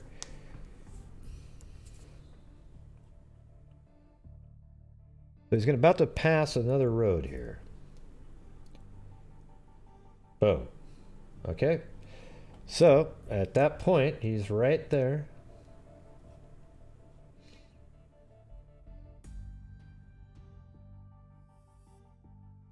All right, so I'm going to guess, let's see, it's filming out the side. So we'll be able to see this because it's going to be there'll be a lot of trees and then not very many trees right in this area, okay?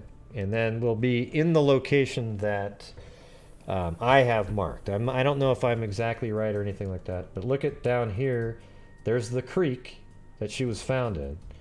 Could be right over here. Could be anywhere right in this area, but definitely is. They said it. I think they said it was 3 miles from the road over here. So let's just check that out really quick. Go up there, cut across, just get an eyeball. An estimate basically, and that's 3.22 miles right there. So they just said approximately, so that's close, right?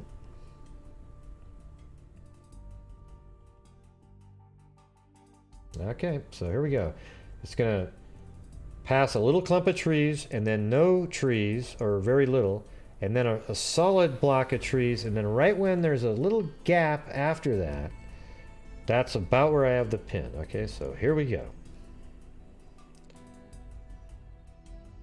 So you're going to get these, and then there shouldn't be any trees, just a little bit out. Yeah, right there. Low trees.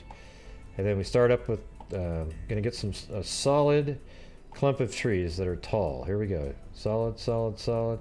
We're getting close to the spot coming up here. Then there's going to be a spot right after this where it's sort of, the denseness goes away.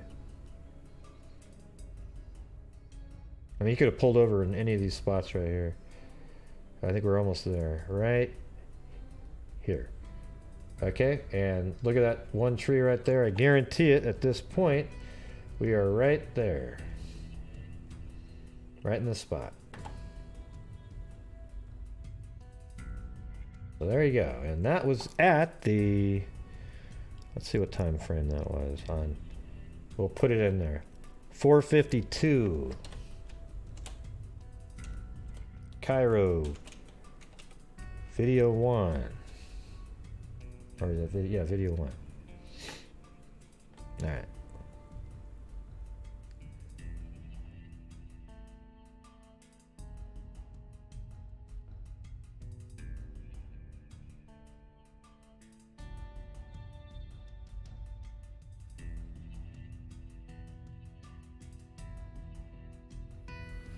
That doesn't seem like a spot you would pull over, though, does it? Just looking at it. That kind of does right there, though. Hold on, let me... Was that 4:52? And actually, we were at 3.22 miles. So let's say they were closer to 3, like they were saying.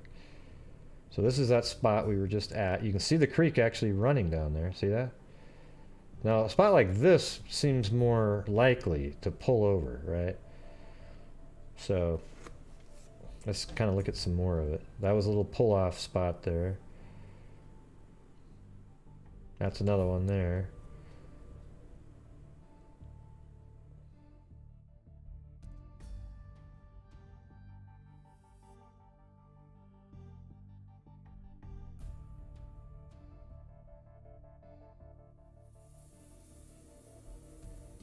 I bet that's it right there. Like right there, you know? And look how closer that creek is, too. See, that creek's really far away, but if you look at how it curves around, comes in here, and then there's a pullout right there.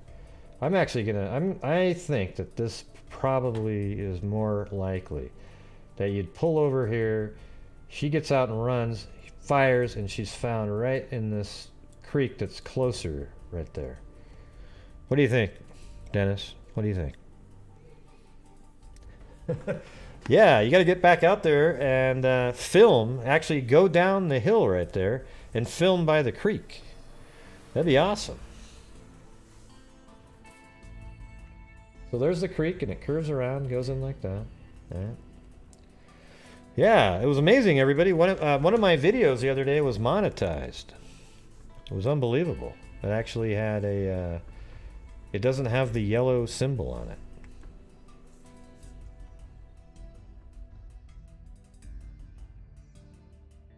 Okay, I'm gonna go back to these documents again.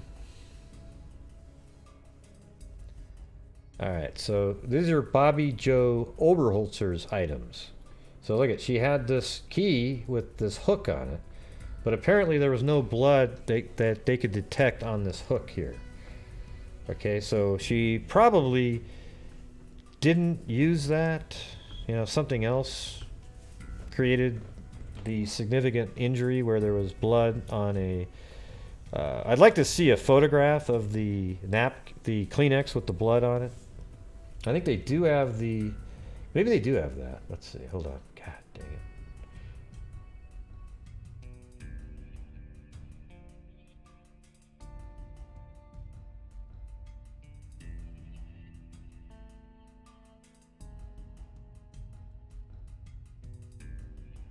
Oh, I think that might be it right there.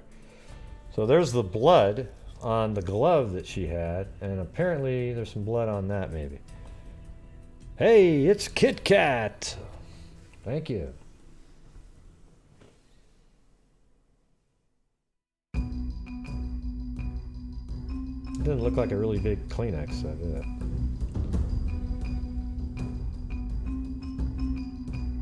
And these are the zip ties that were around one of Oberholtzer's wrists right Howdy there. gray cowboy hat face horse face cow. Wow, that's a lot of stuff. Smiley face with cowboy hat. Horse.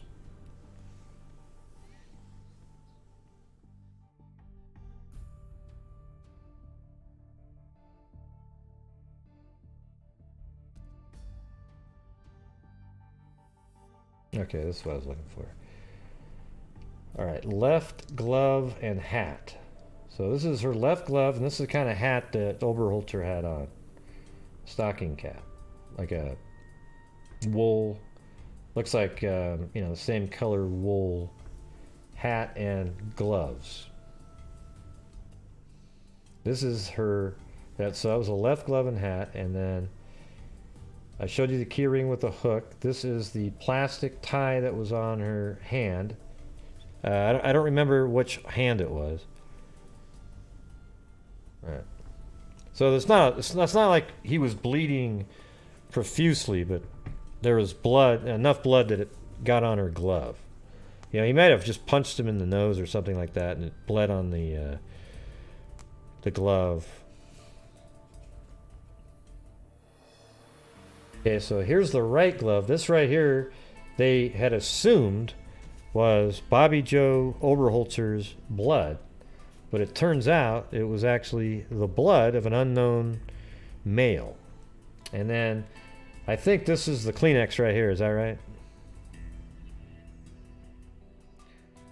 Yeah, you see that little clean spot there. He thinks he had like a hook on, but they never found any blood on the hook though, right, Dennis?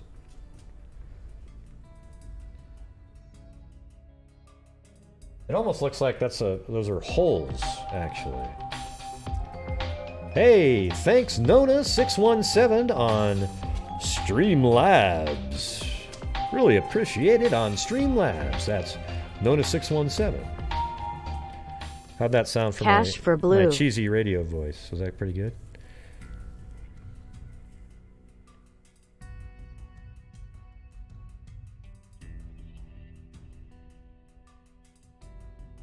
Yeah, so that's the Kleenex. So that could have just been absolutely incidental. I was picturing something different. Could have been she had Kleenex in her pocket, incidental drop of blood hit it, but it turns out it matched the blood on the glove there. Here, let me take a look at this a little better. Hold on a second.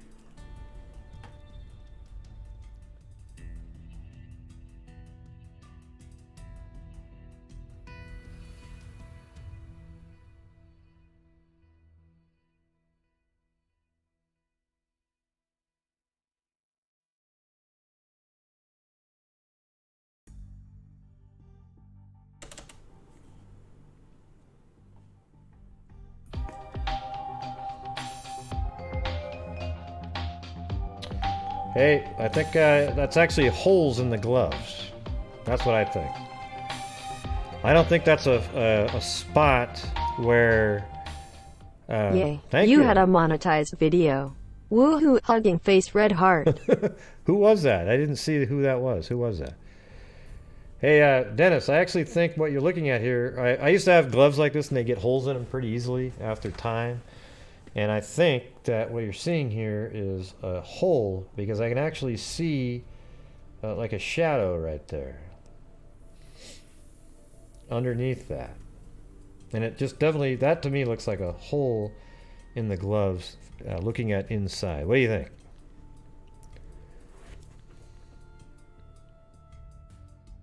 And plus they said there was no blood on the hook anyways. Well, that's true too. You might be right there. Maybe forensics took a snippet of it.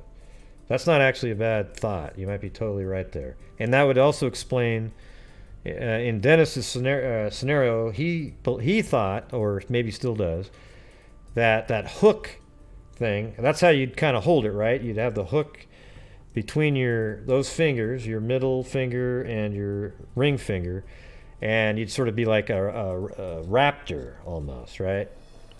And so he thought that it was sort of like a thing that was blocking the transfer of blood onto the glove and sort of creating a negative pattern. Okay, but when you look at that, I think that was a really good observation right there by Debbie, that maybe that was a snippet taken. I don't know when that photo was taken though. You know, if that photo was taken the first, like right away, then it might not be a snippet, because they didn't test for blood on that for, I think, years, right, Dennis? Yeah, could it have holes in it, or they were snippets. But also, why would you take 2 snippets? I guess, you know.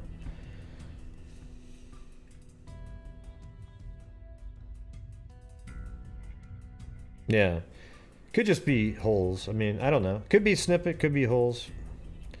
But I don't think that. I don't think it was made by sort of a negative image of like blood transferring, but there was an item blocking the transfer of blood in that area. To me, I think this right here, just seeing that shadow there, there's definitely a hole in it right here. So even if it was something they cut out to test, or it's natural holes that you get from just using them a lot. I had tons of holes in the gloves that I had that were like that. Either way, that would explain why there's an absence of blood in that area. Okay, I hadn't actually taken a look at that close up like that before. I wonder what that black stuff is right there.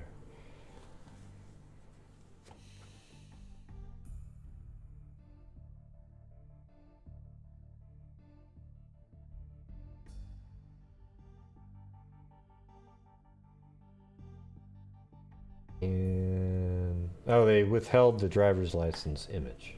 Not sure why they would do that, but maybe because the address is on there. But bizarre.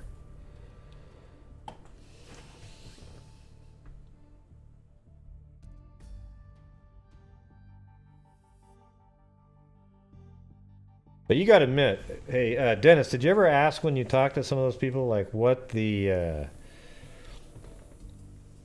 their feeling was when they found the same orange sock? And it would have been easy to go, oh yeah, remember that orange sock? This the same day that she went missing, when we found the girl Oberholtzer the next day, she had the orange sock on.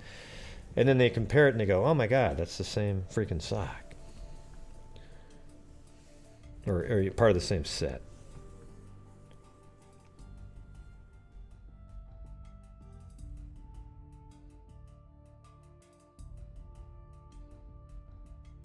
Oh yeah, it could be a cigarette, yeah.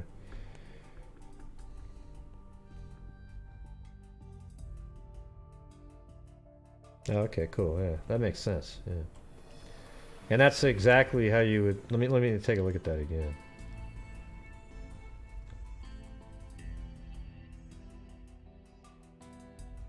And right-handed, right? And you'd hold the cigarette between this finger right there and this finger. So right there would be the cigarette. And yes, ash, your fingers curled around underneath the cigarette. The ash falls on it, burns it. Boom! There you go. Perfect.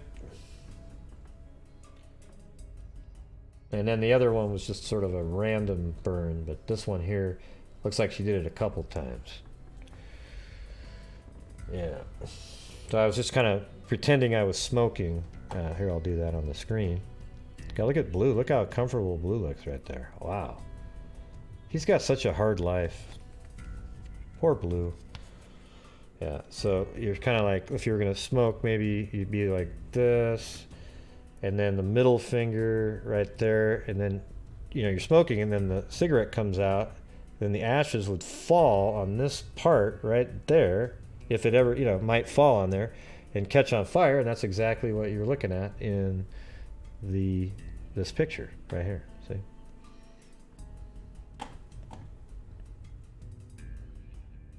Boom. Thanks, Cairo. That's got to be the answer.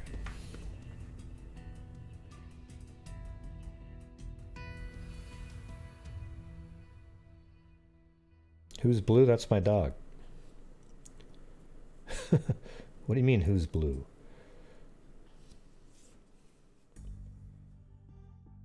Okay. We're a joint, everybody. Hey, wow, let's sleuth that out.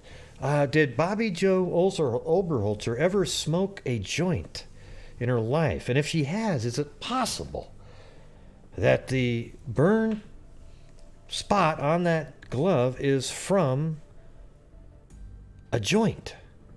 And yes, okay. How does it help the case at all? It doesn't. Nobody cares. All it really is that you would smoke holding it through the fingers like that. Let's see. Maybe you would smoke a joint differently, but let's see. You know. I'm going to guess it was a cigarette. A lot of people smoked in the early 80s like that. And the burn, where the burn is on that finger, would be from a cigarette. A joint you hold with the thumb and index finger. And I don't know. And you also have your, like, it's like this. Okay. I'm doing a lot of physical acting for you guys tonight. But it'd be kind of like this, right? Right? Well, look where that finger is. Right here. The one that has the burn on it is high up in the air. So you're not going to get the ash on there, okay? I know. Jeez, Gray, how dare you?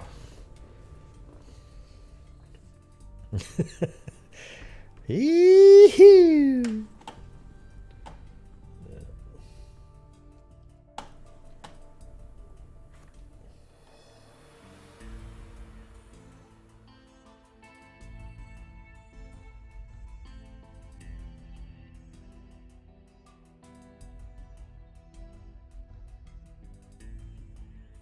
Okay, so it was Sarah Beth Kohlergrass, right? She was the one that just donated a minute ago. I just wanted to check. I hate when I miss that. On Streamlabs.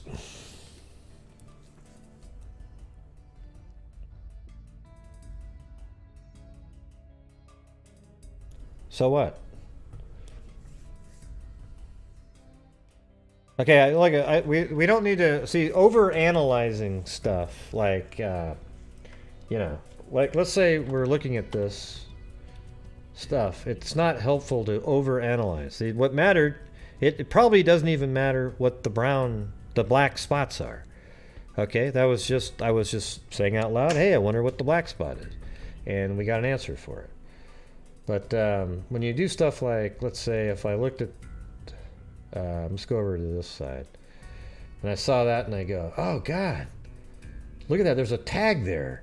I wonder if they've gone back and saw where Annette Schnee bought that, the top here.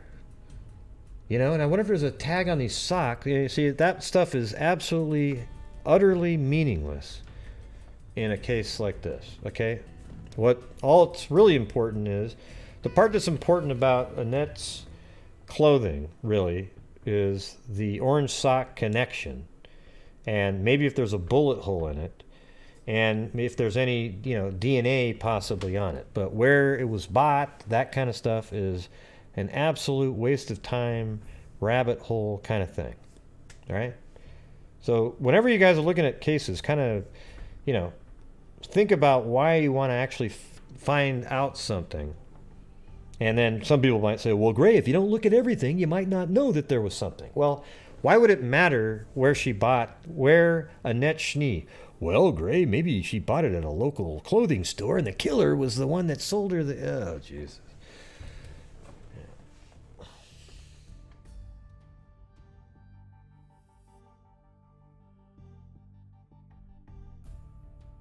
Yeah, blue's awesome.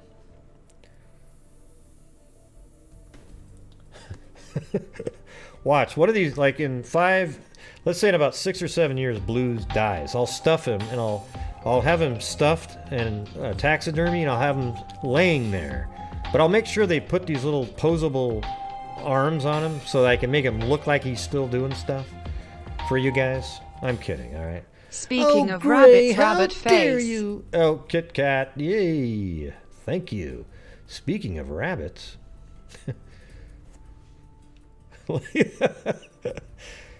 Come on, I would never stuff Blue. I don't even want Blue. I want to sort of like clone. I don't know how to do it, but I don't want Blue to ever die. He's just like a. He bugs me enough where I like him. You know what I mean? Hey, Shogun, are you crying right now? Thanks, Cairo. Yeah, those are good, aren't they?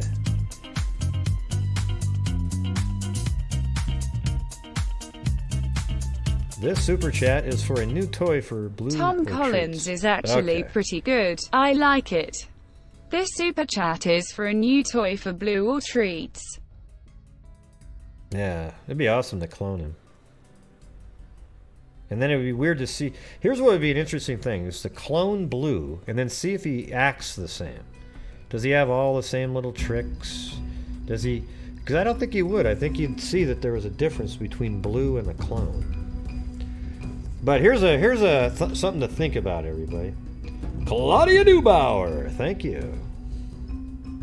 Good welcome. Good welcome. Got a goo too. I'm extra tired. When are you doing that next court hearing, Claudia? The one for the fructose case.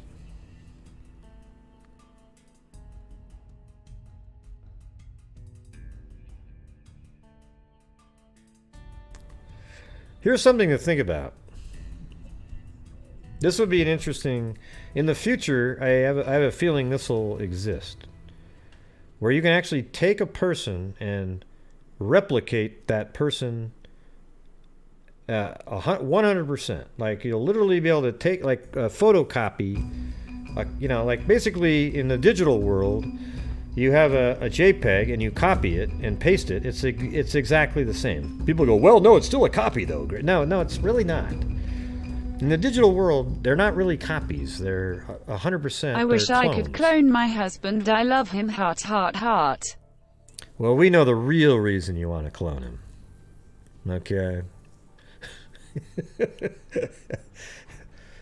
Yeah. Ew, lanky Tor. She wants to clone her husband. Oh boy. That's interesting. Yeah. But here listen to this for a second. Let's say you had like Cairo, for example, right? You take Cairo, you put him in a machine, and you make a literal digital, not even a full working 100% copy. It took every single cell, copied it, and now you've got this other living being over there. Would he have the same memories and shit? Like, isn't that weird? Would that clone have the memories? Would it act exactly like Cairo? Like right at that moment, it would have the same life experiences. But then, if you separated them, then the rest of their lives are different. But don't you think that's kind of weird? Like if you made an exact copy, would they have the same memory and go, oh yeah, I remember 20 years ago when I drove down to Breckenridge and, it's interesting, right? Because that means what makes him was copyable. Strange, huh? No, it's not called twins. You completely missed the entire thing there, straight to heart. You missed it. Yeah. Twins are, saying that means that you didn't really understand what I was saying. A twin, yes, they are genetic copies of the other one, but they have completely different and separate life experiences and have different personalities and minds. But if you took somebody that was already had life experiences and has a personality, like for example, let's say you took Jeffrey Dahmer, for example, and you copied him, would he still have the same desires to kill? And I think he would. I think Dahmer would still be eating people.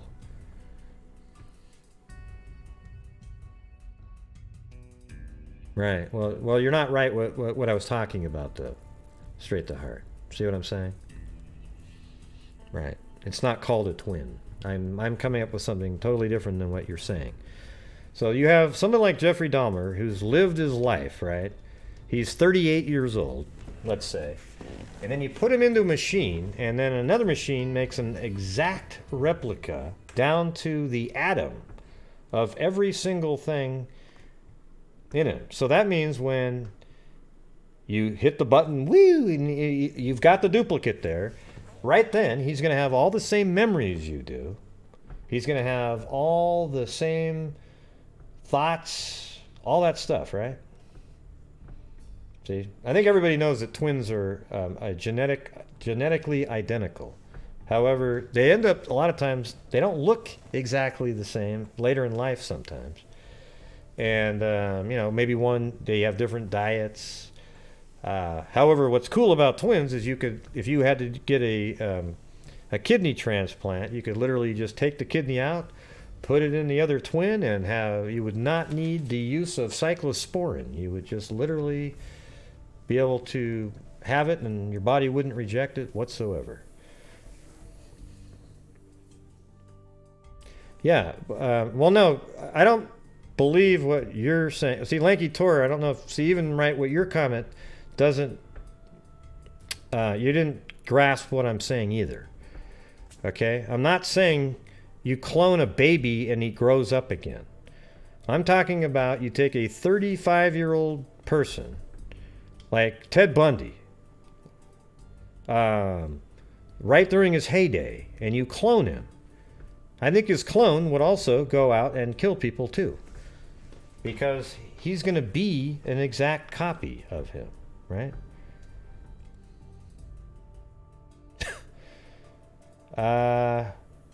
Jeez. Well, I definitely want, I think I'd rather have dinner with Dahmer, as long as he was behind a cage on one side.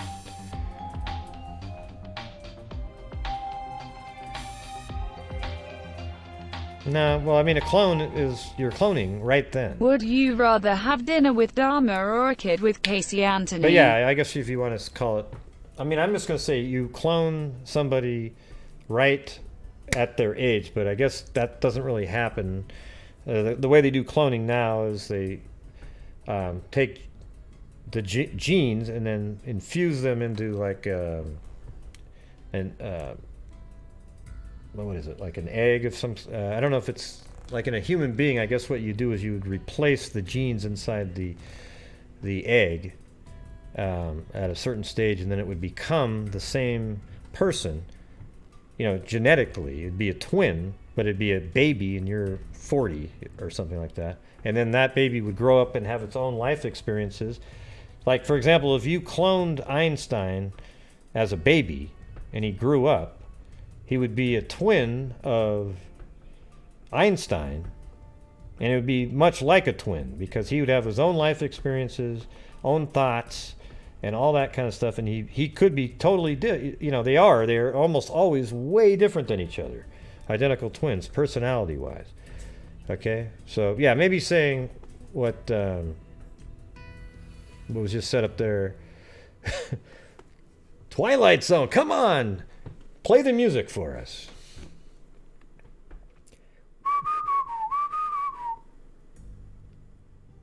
Jacques Cousteau and Philippe will try to find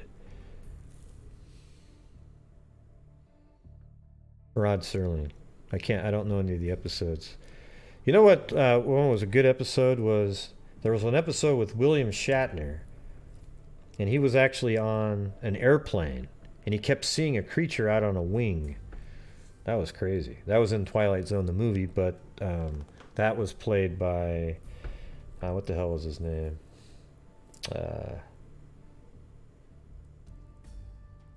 He's a famous actor. I just can't remember his name.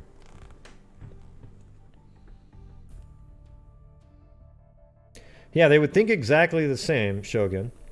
See, what I'm saying is you just literally copy a living human that's alive, walking around, and make another copy of them. They would be that other person. That's what's crazy about it. They would probably love your wife because that is you. You know what I'm saying? Or your husband, depending on which one you... But, so the thing is after that, though, they go off and have their own life experiences. But they would have all the same memories you did prior, just prior to going off separately.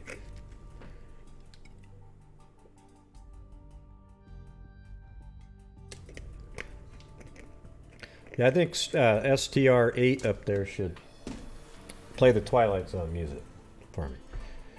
You know what? I probably didn't explain what I was saying well enough, okay? But I think you guys get it now, right?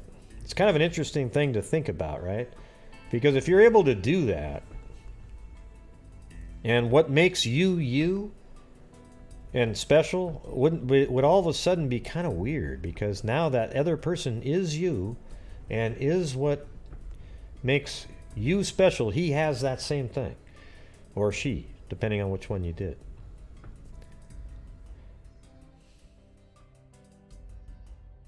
And it's really all about the mind, though, isn't it? Though, right? I mean, so you could literally, if you could somehow clone a mind and make it work, or replicate a mind of a living adult, and place that mind into any living vessel of any kind, well, that living vessel would have all of your same thoughts and everything at that moment.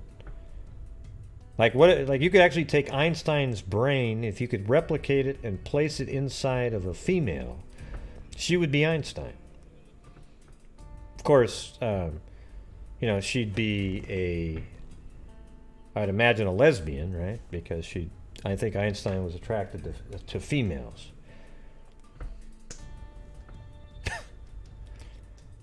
Let's see.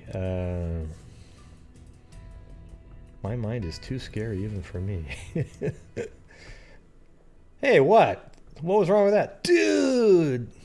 Are you stoned? Woods Girl and Kids?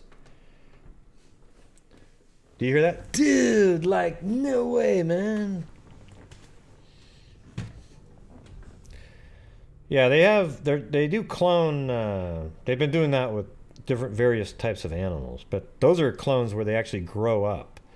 I'm trying to come up with deep into the future when somebody actually can replicate another human being down to the atom right then. Like, bing, bing, bing. So you've got two guys.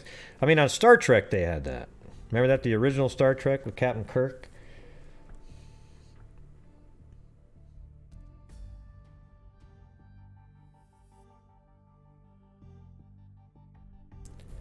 Yeah, the Night Stalker was... Well, I was thinking of the show. Kolchak, the Night Stalker. But yeah, Richard Ramirez.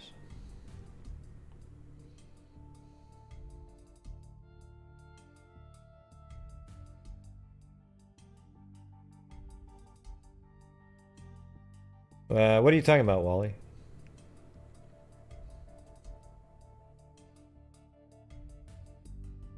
No, I'm talking about you take somebody, they would be identical completely. You take a person, like right now, Wally, if I took you and I could make a replica of you down to the atom, like literally, bing, bing, it's a copy of you. You would have all the same thoughts, the same memories. You'd love the same person. You would like the same foods. All of that stuff would actually be... It'd be absolutely identical. That's my opinion of it. Oh, did he? Oh, cool. I've never seen it. I don't think you'd just sort of be this empty drone sitting there. At all. And that's kind of freaky, right? Because what made you you isn't you. Doesn't make you you anymore. Now it's another person too. Anyways, so in this case we were just talking about, the Schnee Oberholtzer case, which has absolutely nothing to do with cloning or replication whatsoever. I know that Colleen Fitzpatrick and the same medical examiner that's working on the Sky Shoots project, they work on that case too. They've been, I know Colleen's been consulted on it at least. It might even be a little bit further on than that. I think when this case gets solved, if it does with that technology, oh man, huge. It's just not, I think it's amazing that this case isn't bigger. Like, I bet you a lot of you, unless you've watched my show before, the newer people here, you'd never seen this case before. But given the information on it and how it all went down and everything, it should be way bigger, and it should be the subject of, all the true crime podcasters out there that do podcasts. This is a case that could easily consume their entire 45 minutes to an hour, and it's interesting that it really isn't out there very much.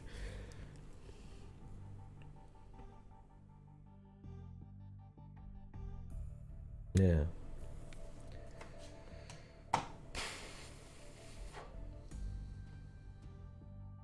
And again, the part that you might not have heard at the beginning was Bobbie Jo Oberholtzer's husband, I think his name is Jeff, he actually had Annette Schnee's phone number in his wallet. And that's something that police were always like thinking that he was a suspect.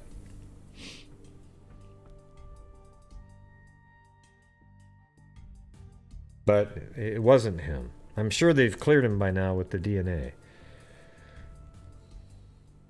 But he just said that he picked her up hitchhiking at one point.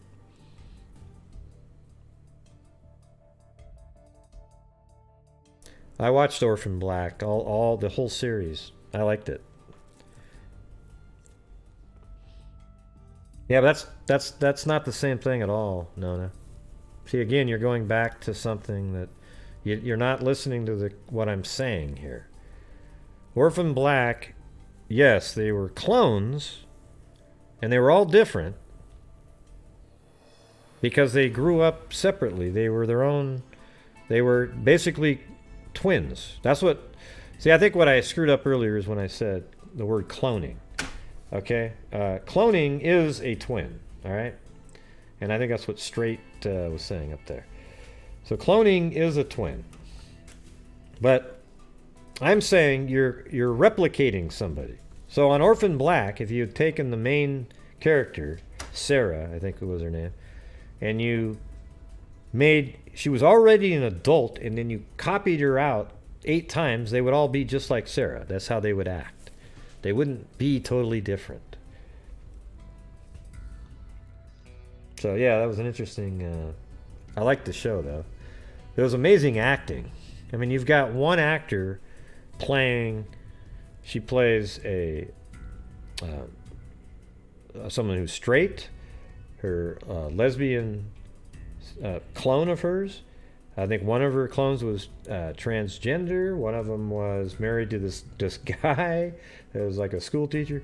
I mean, there was like about 8 or 9 of them showing up, and she played all the parts where you literally could tell it was a different person. It was amazing. I mean, she literally...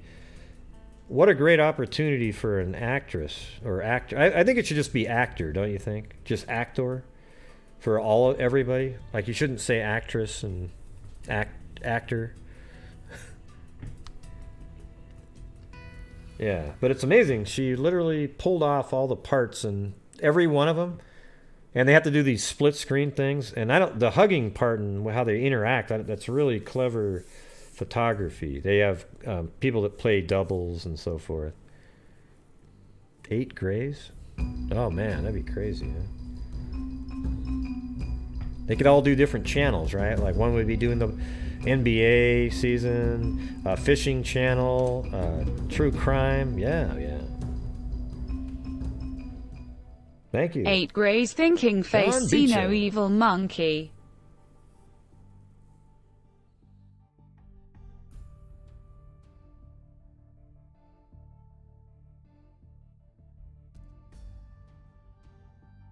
Yeah.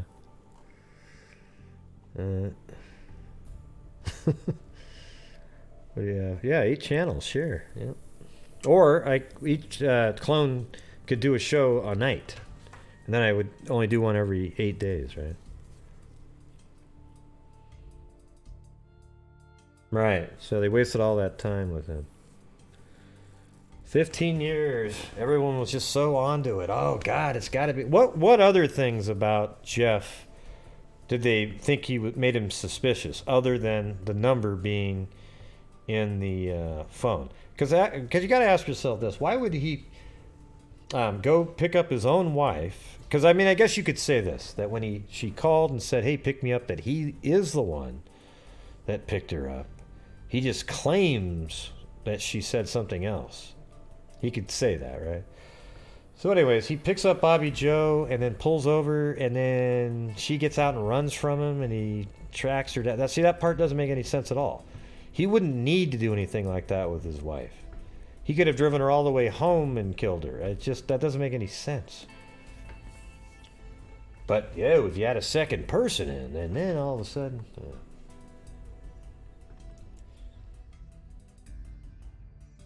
I don't think it's that shady. Yeah. A lot of people hitchhike over there. He probably picked her. Maybe he even thought she was pretty and got her number. You know, just idiot. You know.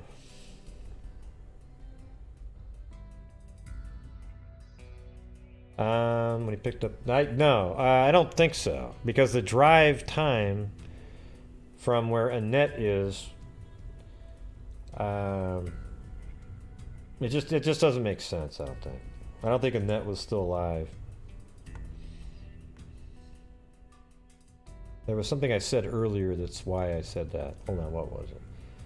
Oh yeah. Well, see, here's the thing: is Annette never made it home to get her clothing. Okay, and so I think that's the point where, in that time frame, she was already abducted. I can't really picture why she would be in the vehicle.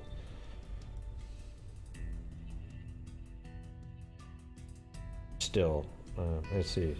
Yeah, he found the backpack and took it to law enforcement took it to law enforcement rather than calling them to come to the location. Well, does that seem weird to you at all? It doesn't me at all. Gosh, seriously. He drove it there. Why would he? I mean, family members don't think like that. Or most people don't think like that in the 80s, right? True crime, now we go, wow, that's suspicious, man. He picked up the backpack. He should have left it there for forensic examination. Well, he's not thinking about that. He saw the backpack and he was like, God, what's going on? And he drove it out to the law enforcement.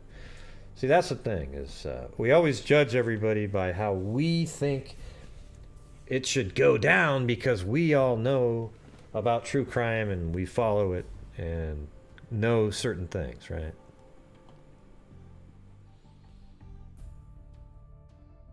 Yeah, I don't think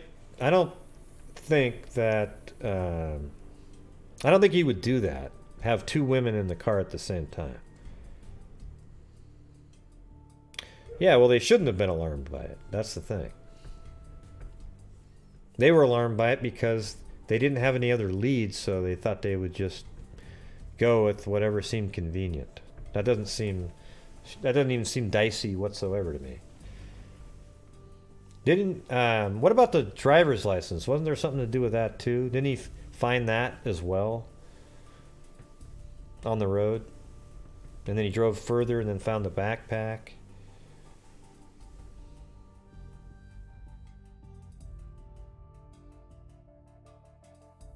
All right, different time.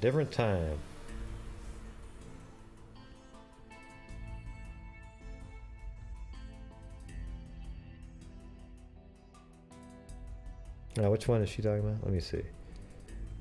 Oh yeah, Total Recall, yeah. Do you think this is the real Quaid?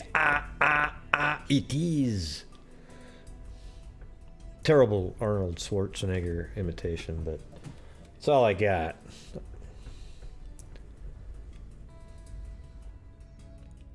Like if you walk in and see a dead loved one, I would be trying to revive them or hugging them hysteric. Yeah, exactly. How dare you contaminate the crime scene, Shogun? I'm not doing it again. I'm not doing it again.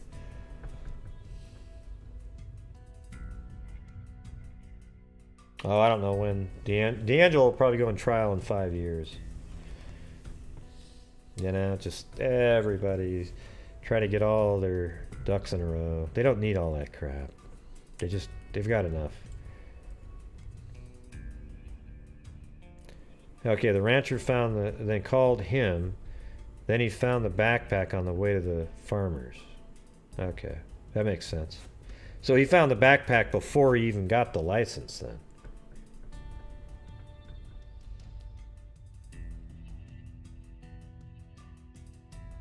And, you know, think about it like this. I don't know what color...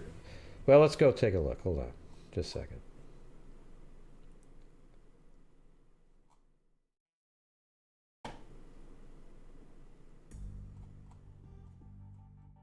Yeah, it makes it hard. I always forget how to get there. Hold on.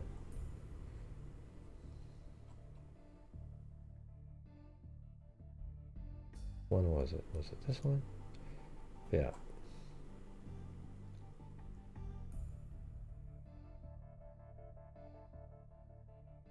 Yeah, so maybe this is the backpack right here. So picture driving on that road, and there's snow on the road, right? On the ground and everything. That thing would stick out like a sore thumb. I've never had a sore thumb where you could actually see it from 20 feet away, but I always use that one anyways. I'm just assuming that there's some thumbs out there that are sore enough to look like that. I base it on the cartoons that you see where one of the goofy characters hits himself in the hand with a hammer on their big thumb, and then their thumb pulsates out very large back and forth like that. Okay. Yes, everybody, hit that like button if you would. I'd really appreciate it. All right. Well, I hope he moved on in life. Man, that'd be sad if he had to sit around for, what is it, 37 years now? Yeah, sure hope so.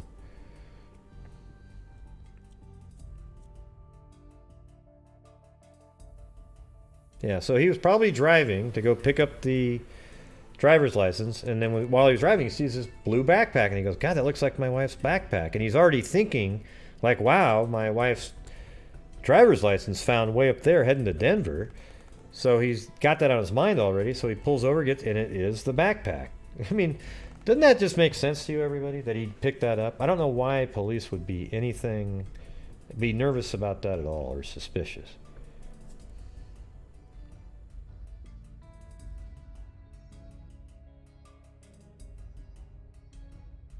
Oh, so it was Schnee that had his business card. Okay. Yeah, I was kind of thinking it was a business card, but then I was wondering, well, why would Schnee have a business card? So my mind switched it around to having him. All right, so Schnee had in her, what is it, in her purse or wallet, a magnetic business card for Jeff. Okay. Either way, it still linked both of them, which was kind of strange. But to me, that doesn't seem... it's a little weird. Like, wow! But how long did she have that thing? She could have had that for 6 months, right? Well, Gray, they actually traced back the stock of it, and it was created just a week prior, so it was very recent. No, I'm just making that up, everybody. That's not part of it. What did he do for a crust? Don't know what that means.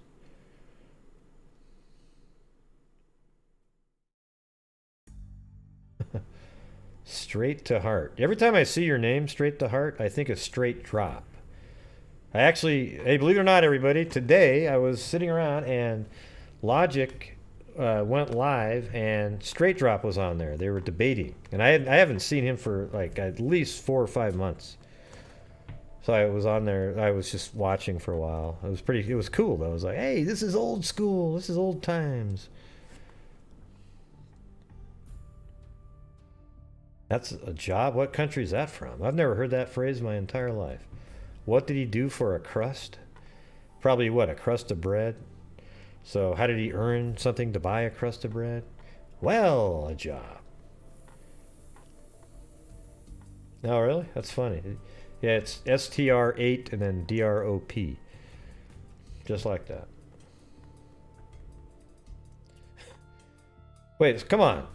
I want you guys to be honest in here. Put in a 1 if you've heard what did he do for a crust and you knew that meant a job, okay? Because maybe I'm just totally, that's one of those words that I just didn't know. Okay? So you guys have all heard this before. Wow, man. I think everybody's like, I want to be in. I want to let everybody think that I had heard it. Yeah, looks like there's some 2s and some 1s. It must be from like New Zealand or something. I English, I know. Huh. Well, they're saying it is Nordman, so what can I do about it?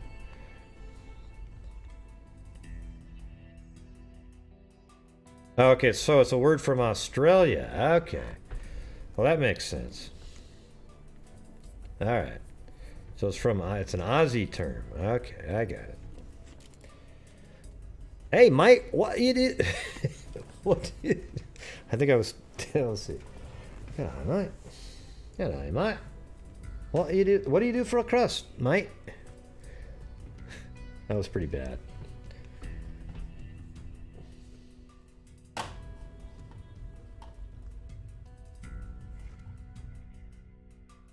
Yeah. All right. Well, I don't really have much more to say about this case here. But I really am hoping that they solve it sometime soon. It just seems like it's just dragging on and on. They had a good DNA sample, I'd imagine, or maybe it's degraded now, where they're having a hard time getting a full genome out of it.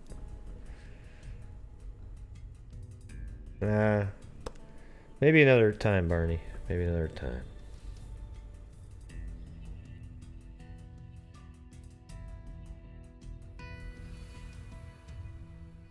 Oh yeah, my old fish animation. That's right. Yeah, it was pretty good, wasn't it? I did that at the Art Institute.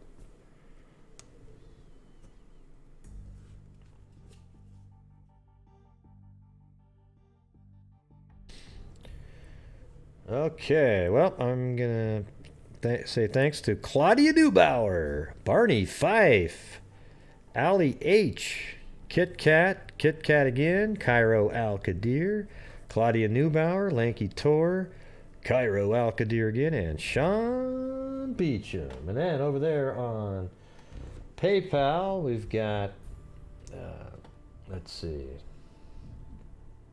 Donna, and let's see, I think that's from today, right? Yeah, Donna and Diane, and then also Sarah Beth Colagrass. All right, so thank you very much. Very cool, very cool. So where are we doing the, where was that place? God, what was that earlier? Where were you at earlier today, Cairo, where you were taking those pictures? Let me try that spot. Those are pretty cool.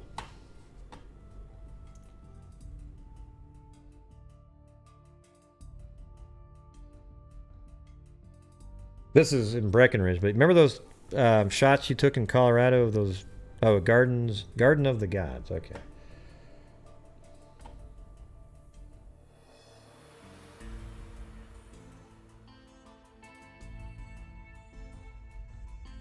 Hey, thanks, Barney.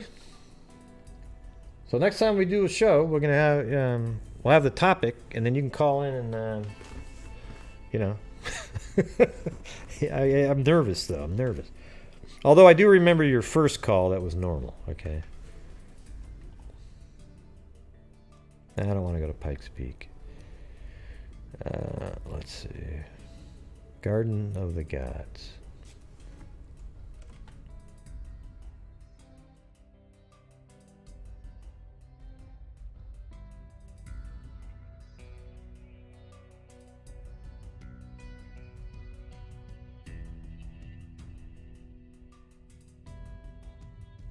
Man, you put on some miles there. So where's the actual, is it like over here somewhere? Like, yeah, right there. Look at that. That's cool as hell right there, everybody. Wild. Like you're in a castle, like there's castles around.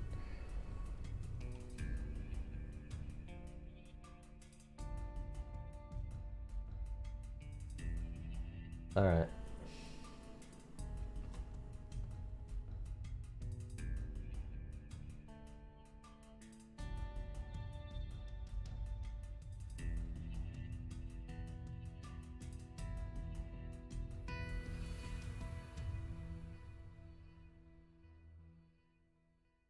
Hey, no problem, Steve Kerr.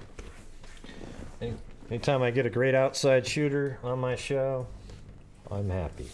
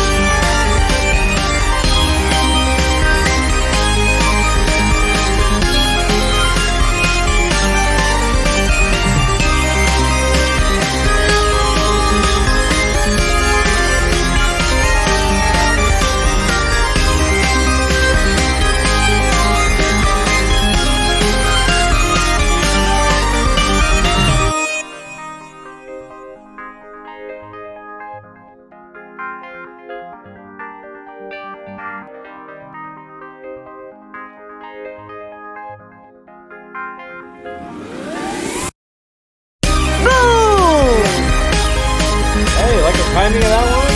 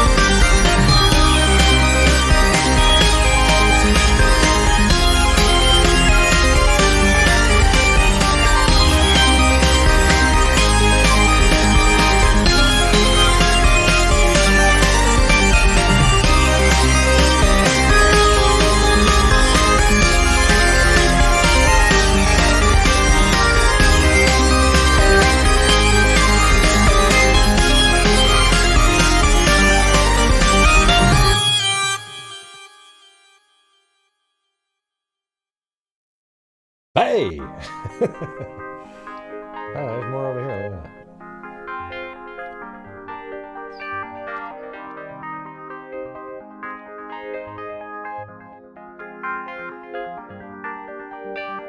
Yeah, that's a weird geology right there. Look at that.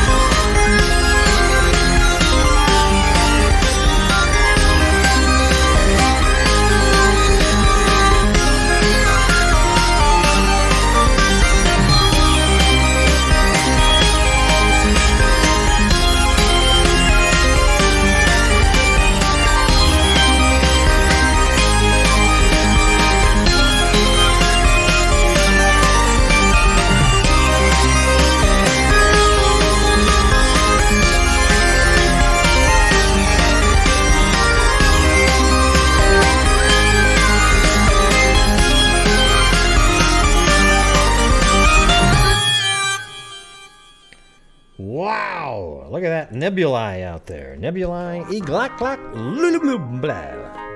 Okay, and it does exist because there are trillions of nebulae out there. Well, great. That's actually just a huge galaxy that you're looking at there. You're getting it all wrong. Okay, great.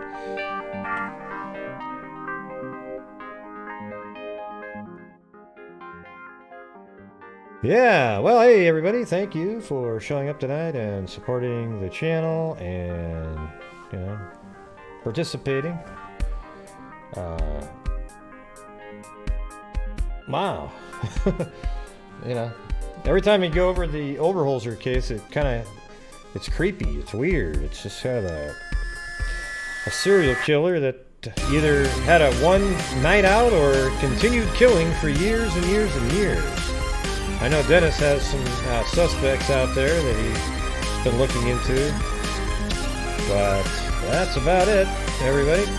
Thank you for showing up tonight, and I might come on tomorrow, but I might not because I'm going to go golfing, and I'm just not sure. But usually, even when I come home from golfing, I'm like, okay, I gotta go on. I want to. That's why I do it. Why are you putting out your phone number there, Barney?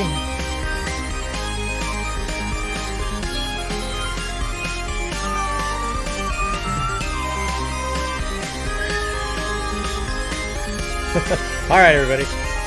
Well, it's a little bit weird, Barney. You don't want just random people on the internet giving you a call, Barney. All right, it's not smart to do. All right, everybody. Thank you for showing up tonight. And as I always say, until next time, be safe out there.